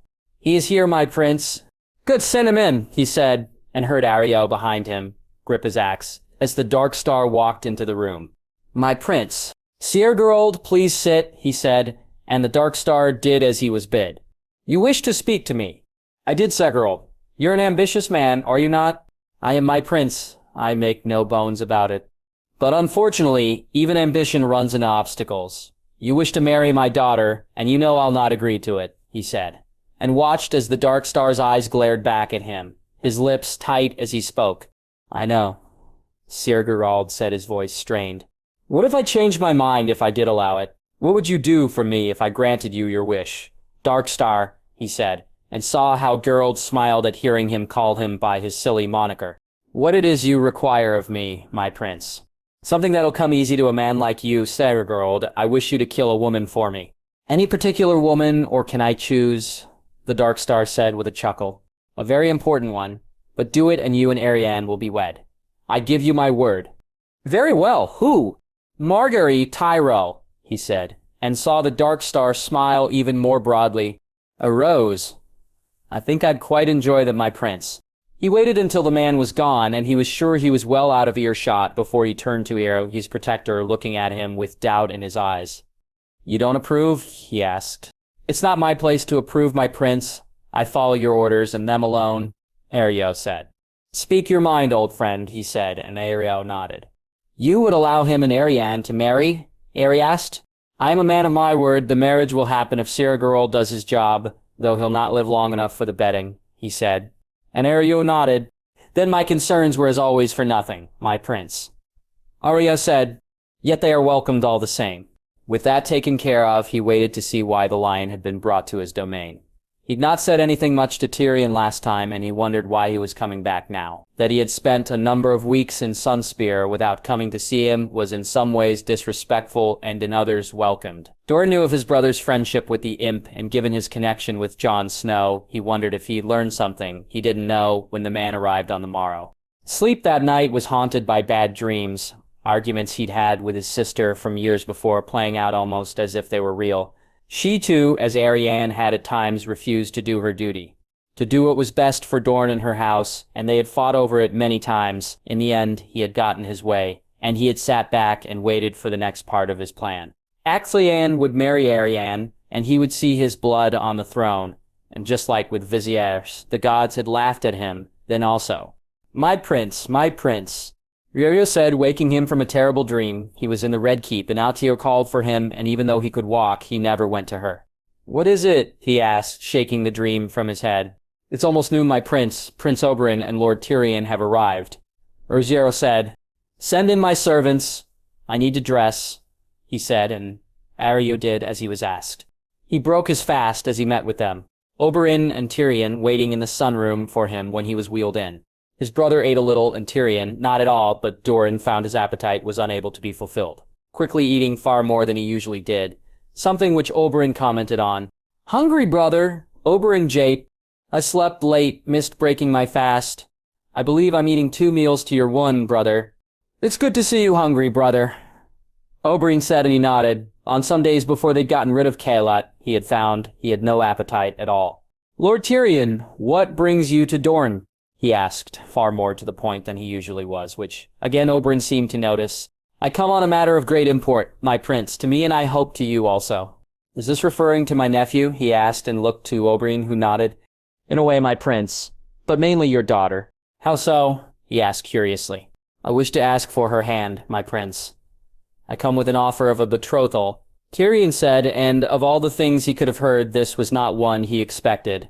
So he did the only thing he could, he laughed, and only seeing Oberyn's angry expression did he stop. "Forgive me, my lord, but many men have asked for my daughter's hand, and she herself would turn down most. I believe that would be the case for you also." "Not so, brother," Oberyn said, handing him a letter. Dorne opened it and looked inside. The writing was clearly Ariane's, and he began to read, shocked at the words his daughter had written. "Father, I write to you with hope in my heart. Hope that you will grant me what I wish for more than anything in this world. Tyrion is a good man, and he makes me far happier than I ever dreamed I could be. He's smart, funny, loyal, kind. He's loving, and he loves me, Father. He loves me as I do him. As Lord of Great House, and with the power of the West behind him, he brings far more to the table as consort than any other lord in the realm. That he's also someone Oberyn respects. Someone that Ilaria thinks worthy shows just how good a choice he is. Our union will bring us and the West closer, Father. It'll strengthen Dorne, and not only will I gain a husband I already love, but also a man who I can rely on for advice and comfort when needed. I ask you this not as a princess of Dorne, but as your daughter, please, Father. Allow me to be happy. Allow me to be with the man I love. Your loving daughter, Arianne. My daughter speaks most highly of you, Lord Tyrion, and yet I cannot agree to this match." "Doran?" Oberyn said angrily. "No, brother, on this I must be firm," he said before looking to Tyrion. "Surely you understand, Lord Tyrion," he said, and saw Tyrion look to the ground before he looked back up at him, his expression schooled from him. "I do not. Perhaps you can enlighten me, my prince." "Is it that I'm a dwarf?" Tyrion asked, his teeth grinding once he'd done so. "No, my daughter sees no problem with it. And were you any other dwarf, then, perhaps? But no, it's not that," Dorne said. "Then may I ask what it is?" Tyrion said, dropping Doran's title, which he noticed immediately. "Your father, Lord Tyrion, your father ordered the killing of my sister and her children, and though he is dead and the men responsible have paid the price, you remain his son. Dorne will not stand for the son of Jaime Lannister marrying their princess, and neither will I," he said, and saw Tyrion smirk as he looked at him. He braced himself for jokes about being in a wheeled chair, though they did not come. "And that's your only objection, my prince? Who my father is?" Tyrion asked as he looked to Oberyn, who for some reason nodded. "It is," he said, and saw both his brother and the lord smile. "Then perhaps it's time you learned of a truth long hidden, Prince Doran," Tyrion said. Essos 2097 AC. The further north they traveled, the more Missy and even the Unsullied seemed to relax, while the soldiers never gave much away with their expressions or their posture. Over time, with Shiera's help, she had begun to see the difference, to see just how much they were changing. They relaxed more and seemed far more at ease, and knowing now that they too had felt as Missy had. Thankfully, like her, they soon began to accept and understand. They were truly free. Jiki and Iri she had begun to get along with, though both women were at times strange to her. With Missy's help, though, she had learned some of their language, and the strange awkwardness was diminishing each day. They were camping by the Sarnain, Sandor teaching 3 Unsullied how to fish, and they quickly having more success than he did. Elegant and Rhaegar were flying far ahead of them, chasing after far bigger prey. The dragon's appetites increasing along with their sizes. The dream still came to her, though not every night. And as they traveled during the day, she felt more and more she was heading in the right direction, and that she would find Sandorix or him, her. So much so that she had begun to make plans for what would happen once she did find him. Or more precisely, she and Shiera had talked about what they would do once that happened. She was sure now that Sandorix was free from the mummer pretending to be her nephew. And while a part of her wished for nothing more than to find the boy who stole him, another part was thinking of her true nephew. With Sandorix back, she felt the only thing which could hold her back was waiting until the dragons were large enough to fly. Once they were, it would be time to go west and help her nephew take back their family's throne. Or, if she found her nephew to be unworthy, then to take it for herself, though she believed he would be as she hoped, and she remembered the vision she had in Volantis of standing with him. "Are you not hungry, Dany?" Missy asked her later that night, the plate of fish untouched on her lap. "What? Sorry, I was thinking, but no. Do you want it?" she asked, and Missy shook her head, but took the plate from her. Sandor would eat another portion, she had no doubt. "How far are we from Kihu?" she asked Sheakra, when Missy carried the plate away. "Half a moon, maybe more." Sheakra said, "You feel them too?" "I do. I think they're near the city, but not at it, flying over the forests and eating and sleeping in them," she said. "I believe so also." Rhaegar seems content, fully fed and happy to stretch his wings, Sheakra said with a small smile. "Is it really for the best to let them fly so far from us?" she asked. The same questions she always had whenever she missed the dragons. "It helps them, I think, allows them to grow even more, and we move too slow for them. They can be near us in a day or so. They cover the same ground. It takes us a day to in minutes. Dany, and here there is not enough large game for them, so I think it's for the best," Shiera said. "I miss them," she said softly. "I know, I do too. When we fly with them, they'll wish to stay even closer," Shiera said, looking at her. "They will?" she asked. "I believe so. The dragons, once bonded, won't wish to be parted from their riders." She slept well that night and ate fish the next morning to break her fast. Sandor and the Unsullied having caught far more than she'd thought. They were riding and heading north within a couple of hours of her waking. Sandor riding beside her and Missy sitting in front of her on the silver mare. She had given her some lessons on riding, but she found that she and Missy both preferred to have her ride with her. "Why didn't you eat last night?" Sandor asked. "I wasn't hungry," she said simply. "You feel unwell?" he asked, looking at her. "No, I just wasn't hungry," she said with a soft smile, and looked to him to see him nod. They'd been riding for a few hours when he suddenly set off riding fast ahead of her. Dany looking to Shiera, who seemed just as confused as she was about why he'd done so. He rode back even faster and shouted to Grey Worm, telling him to turn and head for the rocks to the west, to ride and to ride hard. Once he had and the carts were turned around, he rode to her and Shiera. "You see those rocks over there? Ride for them now. Go, as fast as you can. Take those 3 with you and the girls with you," Sandor shouted. "Sandor?" she asked. "Go and get your fucking bows ready when you get there," he shouted, and she nodded and did what he asked. They rode fast, and the silver carried her and Missy as if they were a single rider, never faltering or slowing in its run. Soon she was in front with Shiera, Iri, Jiki, and the 3 Unsullied behind her, and she saw the rocks come more clearly into view. They rode into the middle of them, finding them to be, while not very large, enough for cover if it was needed. Given how Sandor and the others were racing towards her, she felt it would be. "Sandor, what is it?" she asked, as he directed the Unsullied to move to tie the horses behind them and grab their supplies from the carts. "Men, a lot of them, and riding hard," Sandor said. "Dothraki," she asked, wondering if this was Khal Drogo, returning, and looking to Jiki and Iri, both women's expressions, letting her know they were not, just as Sandor's words did the same. "No, these are different. I'd say sellswords," he said, directing the Unsullied to where to set up. "Maybe they're nothing to do with us," Shiera said. "You think we're that fucking lucky?" Sandor basically growled. "These men mean us harm, trust me." "What should we do?" she asked. "Set up and cover. Get your bow ready and call the fucking dragons back," he said, and she nodded and moved to do what he asked. Grey Worm organized their men. 6 of them had been learning to fire bows, mainly to help in hunting. Though she knew Sandor also wished them to learn in case it was needed, something it clearly was now. While they were nowhere near proficient, like anything else they did, they gave it their all, and she knew they would be able to take men down. Though hiding in the rocks was not to their strengths, nor was splitting them up and breaking their shield wall, but if Sandor wished them here, then Eventi Unsullied wouldn't argue with him. When she finally saw the size of the group they faced, she saw why Sandor had brought them here. It was far too large for them to be able to beat. Hundreds strong, and all of them coming towards them. She closed her eyes and reached out, trying to find Elegon and Rhaegar, hoping they could feel her need and that they would come soon. "Make ready," Sandor shouted, and she put the arrow in her bow and held it taut. The men stopped out of range, though, and 3 of them broke off from the main group and rode towards them. "A parley of sorts," she heard Grey Worm say. As they got closer, she saw they were usse, the one in front with his blue hair and beard marking him as a Tyroshi. The other 2 were far less colorful and all 3 were well armed, the blue-haired Tyroshi having a Dothraki arak on his hip. "You can come out. We mean you no harm," the blue-haired man said, a grin on his face.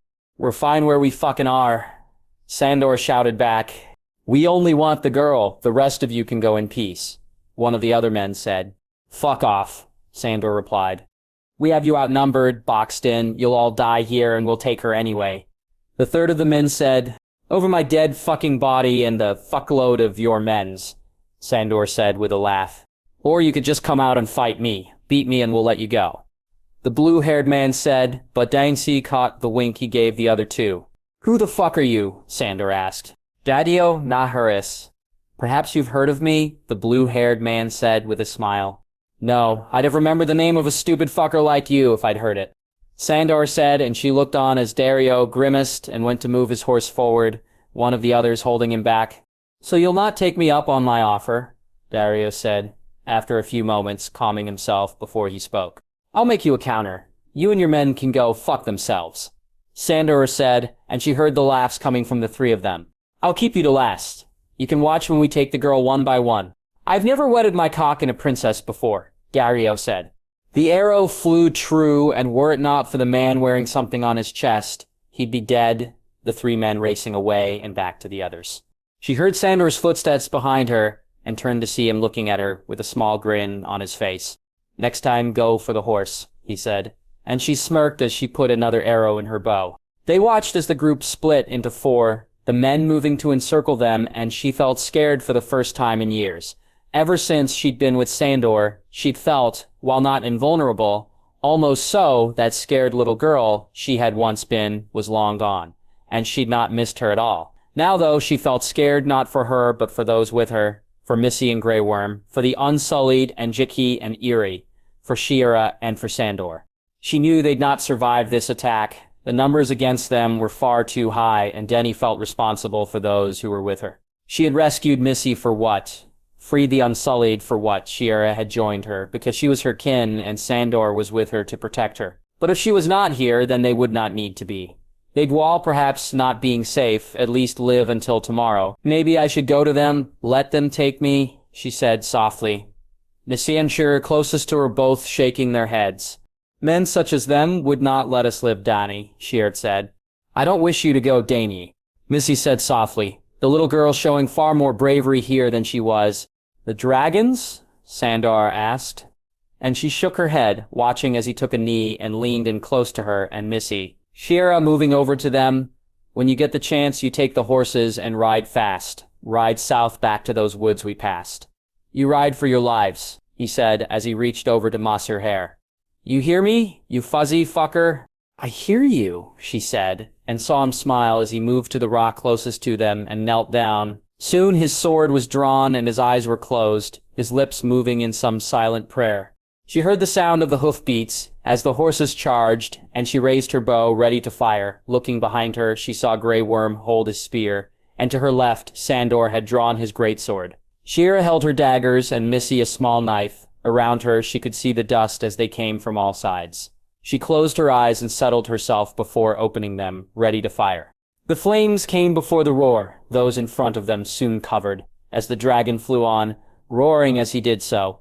The group to her left were next, and the roars grew louder as he flew on towards the others, the ones to her right, and behind them hurriedly changing direction. The dragon let them ride on, not bothering to chase after them instead, flying back towards the rocks and roaring once more before he landed. She moved from where she was and ran to him. Her son had come to her when she needed him most, and she looked into his eyes through her own teary ones, leaning her head against his. "Sandorix," she said softly as she stroked his head, her son trilling as he looked at her. Castamere 2096-2097 AC. Joy. With Jon away and her lessons being dull, she was finding things at Casterly Rock boring. Even Balerion wasn't able to improve her mood, and so she was happy when her father came to visit. More so when he told her that he wanted her to come to Castamere with him when he returned. Later, when she found out that Ashara and Cregan would be going too, she began to eagerly await leaving. It had been just over a moon ago that she had found out that Liara's real name was Ashara and that she was Jon's aunt. Jon telling her that she, for now, had to hide who she was and that it was up to Joy to help her to not be discovered. Telling her it was serious, but also making a little game of it for her. For Joy, it was easy enough to do so. She and her father had spoken, and Ashara had talked to her too, so she knew how important it was that no one found out. She was a little annoyed that her friends couldn't come with her, but her father explained that at Castamere Ashara could be herself more, and if they brought her friends, then she could not. When it was time to leave, she said goodbye to all her friends and to her aunt and cousins. Lorzias, Satin, and Brienne came to wave her off, and she waved back at them as they departed. "Joy race?" Cregan asked, and she smiled, glad to have someone to have fun with on the trip. "On 3, she said, and as soon as her father counted down, she was off, beating him easily, but losing to Dusk. It took them a long time to get to Castamere, and though she mostly rode on apples, she did also take time to sit in the carriage with Ashura when she could. Finding that when she did, Ashura would make lessons of the things they saw on their journey or tell her stories of Jon's family. She found she liked some of those stories. Jon had told her some also, and she'd read some, but Ashura told her ones that even Jon didn't know. At Castamere it was as it always was. Here she was, the Lady of Castamere, and though some of the people who worked here would call her Joy, here most called her Lady Joy, and she hated it. She knew she was to be the lady, but even compared to Casterly Rock, it was different. People bowing to her or asking her what she wanted. She missed Alessia, who just did things and called her by her name. "Papa, when I'm lady, will I be able to have my own servants here?" she asked him as they walked around the keep to check on the work that had been. "Have some of the servants disrespected you, princess? Not done as they should?" her father asked. "No, Papa, it's just," she sighed. "I wish they were more like Alessia." "I don't understand." "Respectful, but not afraid," she said, and her father nodded. "Oh, I'm sorry, that's my fault. I'll talk to them, and you and Ashrar can begin to pick which ones you prefer," he said, looking at her. "Thank you, Papa," she said, and he smiled down at her as they walked through the now nearly finished tower. "I want you to be happy here, Joy, when it's time for you to come and stay." "I will be Papa," she said. Between her Ashara, Cregan, and the length of time she was staying this time, she soon found herself with a group of servants who seemed to understand her better. None were as nice as Alessia, but still, they had at least began to understand how she felt, and more of them had started to become more friendly with her. Her lessons at Castamere were much different also. Her father's maester taught her about the mines and the village and how many people worked here, while Ashara continued her other lessons. The mines and the village were her favorite part of being in Castamere, though riding to them, eating in the tavern, and talking to the men, even seeing the gold being taken from the mine itself was fascinating to her. She and Cregan would speak to people in the village or the mining barracks. They would walk around with Dusk and her guards and find the men to be funny and the children happy. "I like it here," she said as they sat by the lake. "It's quiet, different from the Rock or Lannisport, but it's nice," Cregan said. "Will you come to visit when I'm lady?" she asked. "Of course I will, and you know that Jon will come often, Loras, Brienne, and Satin too," he said, and she smiled at that. At night they held dinners which, while they were not feasts, were even bigger than the dinners she usually had at Casterly Rock. Her father liked to have most of the people who worked here eat with them. The steward and his family, Sir Davin and his new wife, and their guards and many others. She noticed that while no one called Liera that here, few called her Ashara either, and yet Ashara seemed far happier here than she was at the Rock. She would sit with them at their table along with Cregan, her father, and herself. Over time she began to see that Ashura and her father would laugh and look at each other the same way. Jaime and Daisy did. Cregan seemed to either ignore it or to have already seen it. Were for her it was new, and she found herself watching them both more closely. So much so that she was eventually caught by Ashura, who then whispered into her father's ear, making him turn to look to her. "Joy, can we talk?" her father said, and she nodded. Sure, she was in trouble. She was taken to her father's room, and she wondered what her punishment would be. Despite the games she would play, The pranks she and Jon or she and her friends would pull, she was rarely punished. Usually just not allowed to go for rides or to practice knives with Jon, something her aunt had argued with him about but her father had just laughed about. Cregan too taught her, when he could. But Jon's teaching was better. He showed her things that Cregan wouldn't, like where to hurt someone who wished to hurt you and how to get away from someone who grabbed you. Cregan taught her like she was a girl. Jon taught her like she was, who she was, and she loved him even more for it. Joy, her father said, and she shook her head, trying not to smirk at the fact she was lost in her thoughts. Sorry, Papa, I was thinking, she said softly. It must have been a funny thought, I can see your smirk, her father said, and she found he was smirking just as she had been. Come sit with me, he said, and led her to the window seat. Papa? She asked, having expected to be chastised in some way, only for her father to look at her oddly before he spoke. Ever since your mother passed, I've wanted you to have someone in your life that you could think of that way, her father said, and she gulped. She and her father rarely spoke of her mother. Both of them would usually get upset when they did so, and so they almost never did. Jon, though, spoke to her when she brought it up. He, too, had lost his mother, and he knew what to say to her and how to cheer her up when she got upset about it. He would even make up stories of what her mother was like for her. Papa, we don't, she said, her voice cracking. We do, princess, her father said with a smile. I wanted you to have that, to know what it feels to have that person in your life, for you to feel a mother's love. I know your aunt does her best, but I always wished I could give you that. It's all right, Papa, I have you, she said, reaching out and trying to cheer her father up. Always, you have me always. But I couldn't replace your mother, Joy. There is no one who could, and so I never tried. He looked at her with a smile. Until I met Ashera, I never even thought I'd find anyone else, he said, and she wasn't sure if he was really saying what she thought he was saying. You want Chara to be my mother? She asked, slightly confused.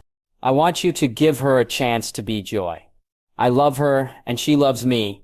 I want her to be my wife, and for us to be a family. Could you, her father said, his voice shaky. I could, she said as she thought about it. I could, Pape, she said as he hugged her tightly. Over the next few days, she and Ashara talked about it. She wasn't trying to replace her mother, but she would if she'd let her be a mother to her. They began to speak about living at Castamere and it being them all. She, Cregan, her father, and Ashara. When she asked if that would mean that Ashara would be Lady of Castamere, both Ashara and her father took it the wrong way, both telling her that she was and would always be the lady. Joy then having to explain that it wasn't her inheritance she was speaking of. No, I mean, if we're here, would Ashera be who they look to as lady, who they sought to run things? She asked. You mean the duties, like Aunt Gaino as, or Daisy as? Her father asked, and she nodded. She would. You'd have to play your part too, Joy, but she would. Good, she said with a smile, happy that someone else could have that responsibility, and she could be herself for a little while longer. She was sad to leave Castamere when they did. Their dinners had become something different near the end of their stay there. While they'd still eat with the others in the Great Hall, they'd also have quieter dinners for just the four of them, family dinners, and she found that she liked these best of all. When they arrived back at Casterly Rock, she was happy to find that Jon had returned and she got to spend time with the other part of her family, Jon being very happy to see her too. She had always thought of him as a big brother, and while he never called her little sister as he did Sansa, she knew he thought of her that way, and with her father soon to marry his aunt, they'd be family by blood as well as choice soon. She had even got to ride on the dragon with him, Jon promising to take her up again when they had more time. When she found out they were to go to King's Landing for a tourney, she felt excited. She'd see Sansa and Marguerite and watch Jon and the others fight. As she packed, she went to the drawer and took the small knife that Jon had gifted her for her last name day, placing it near the top of the chest just in case, smiling as she remembered him giving it to her. You're giving me a knife? She asked excitedly. You should have one, and if anyone, even if they're a prince, ever tries to scare you, hurt you, or grab you, you know what to do, don't you? Jon said. I stick 'em with the pointy end, she said, smiling. Dorne 2097 AC. Tyrion. Telling a long-held secret was a hard thing to do, and to tell it to a man you hoped would be your good father was even more so. That Oberyn was sitting with them as he got ready to speak was something he was incredibly grateful for, and yet his mouth was dry and his words jumbled in his head. He reached for the wine glass and took a quick sip, and then looked to Dorne. Lord Tyrion, Dorne asked. My mother was a beautiful woman, my prince. I'm not sure if you ever met her, he asked, and Dorne shook his head. The only person who could make Tywin Lannister smile, they said, of her. She, Queen Rexley, and your own mother were friends. Did you know that? I was aware of it, Doran said. Good friends who spent a lot of time together. I believe that's why your mother came to Casterly Rock to seek a betrothal of either Elia or Oberyn to my brother or sister, or both even, he said. And Oberyn nodded. Which your father refused, Doran said pointedly. Tywin refused Aegir, but let's not speak of him, and instead speak of my mother. As I said, the three of them were friends, good friends. With your mother and Doran, though, my own spent more time with Rhaegar, more time around court. With her husband being hand in her friendship with the queen, she spent more time around Axlies than most did, and Axla too thought my mother beautiful. Tyrion said, with Doran looking at him as Tyrion composed himself for the next part. Tyrion, if you wish, Oberyn asked, and he shook his head and smiled at his friend. My mother loved her husband, my prince, but Aerys was a king and used to getting what he wanted, and he'd not let a little thing like marriage vows stand in his way, he said as Doran gasped. They were lovers? Doran asked, surprised. If only, he said with a snarl. As I said, my mother loved her husband, and Aerys wanted what by rights he couldn't have. But what does a king care for rights, for vows, or even for consent? He said angrily. He took her against her will? Doran asked, and Tyrion thought he detected a note of sympathy in his voice. With the Kingsguard guarding the fucking door as he did so. Tyrion said with a grimace. I'm sorry, Lord Tyrion, truly. The man was a monster, Doran said. He was, and he was also my father, Tyrion said, and Doran looked to him, and then to Oberyn, and then to Tyrion again. But how could you know this? Jon found out while we were in Esself. When we returned, he told Tyrion, and things began to make more sense. Oberyn said, as Tyrion couldn't speak for himself, the emotions rising within him. More sense? Doran asked. Lady Joanna was murdered, brother. Murdered by the Maester at Casterly Rock. At first we thought it was to push Tywin down a particular path, but we've soon found out it was for another reason, the same reason they went after Rhael's babes. Oberyn said, as he looked at him, to stop a Targaryen being born. Doran said, and Tyrion saw Oberyn nod. I was born Tyrion Lannister. My family are lions just as Jon's are wolves, but I'm a dragon, Prince Doran, a Targaryen, and uncle to a future king. Tyrion said when he felt able to speak. This changes things, Doran. He's not Tywin's son. Oberyn said, What proof do we have of this, Oberyn? Forgive me, my lord, but while I believe you, believe Jon and my brother, what proof do we have of you being Axlan? Doran asked. We have my nephew's word, my prince. Jon sees me as his uncle, as his kin. He's who named me as such, and his word carries more than enough weight on this. When he sits the throne, I'll be known to all as a prince of the blood. Prince Tyrion of House Targaryen. Tyrion said, looking at the prince. He'll legitimize you? Doran asked. You think he would not, brother? A boy raised as a bastard, you think he'd leave his family to be known as such? Oberyn asked. No, I don't, but this isn't just about Lord Tyrion. It's about Arianne. She may wish this match, but she's a princess of Dorne, and it's my job to ensure there are no questions asked. There are some who may say that this is just a way for us to join our houses, that it's a mummery, Doran said. Even after they see me ride a dragon, Tyrion said, and Doran gasped loudly. You can ride a dragon? Doran asked. Legoran is my dragon, just as Rhaenys is Jon's, he said proudly. I need some time, forgive me, Lord Tyrion, but I need some time to work through this. We'll eat tonight, and we'll speak more on the morrow. Doran said as he nodded to Rio, and a moment later, a man came in to wheel him away from them. He reached out and took the glass of wine, drinking it down in one gulp before he looked to Oberyn. His friend was looking concernedly at him, and Tyrion's poor attempt at a smile didn't do much to make that concern go away. I know how hard that was for you, my friend. But my niece is worth it, no? Oberyn said, and Tyrion found himself chuckling. She is, do you think? He asked nervously. I do. Come the Water Gardens have much to offer, and my girls wish to see you. Oberyn said, and Tyrion followed him as he led him to the pools. Alleria was swimming with some young children. The two youngest of Oberyn's daughters, Doria and Loreza, swam close to their mother, while the older ones just rested their toes in the water. When they saw their father, though, all four girls ran to him. Alleria unable to keep even the youngest from him, the little girl yelling excitedly, Papa, Papa. "My sweet girls, did you miss me?" Oberyn asked, and each of them nodded. Tyrion watched as the prince played with them, as he and Elleria doted over them, and the girls each vied for their father's attention. He was introduced to them, and the older ones took great delight in them being his size, bigger in the case of Elia. Within a few moments of being with them, he felt better, the emotions of what he'd said to Doran soon fading away. Dinner that night was the same. Doran was quiet and seemed to be watching him.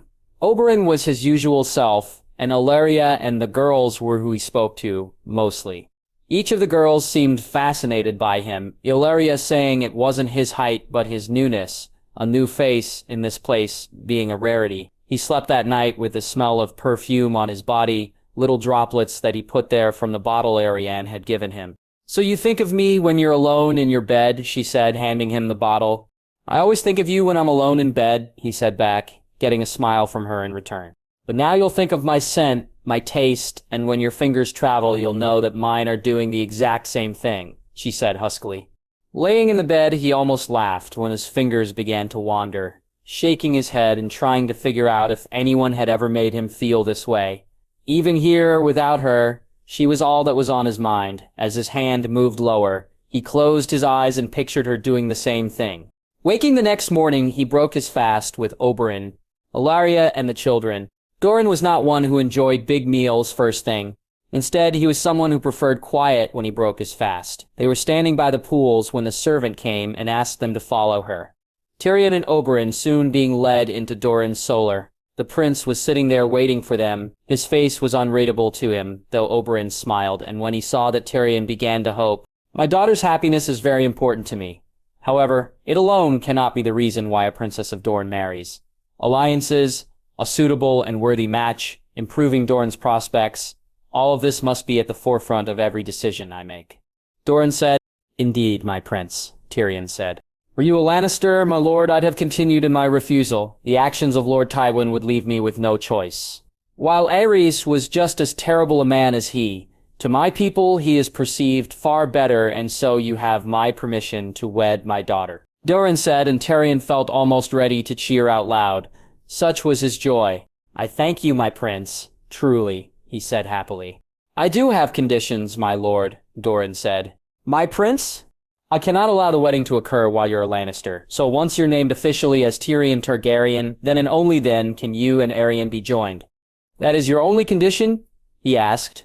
"Oh, there will be trading considerations. A pact between Dorne and the West, other such simple things. But that's the crux of it, yes," Doran said. "Then I gladly accept," Tyrion said, looking to Oberyn, who was smiling broadly. "Good. Now I'm sorry to cut the celebration short, but I take it you've not heard the news from King's Landing?" Doran asked. "No," Oberyn said.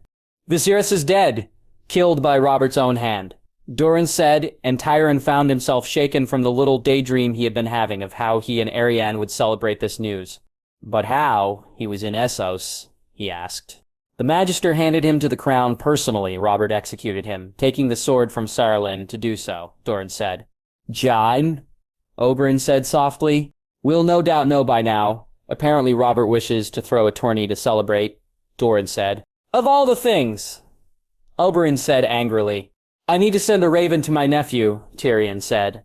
"I'll see it done," Doran said.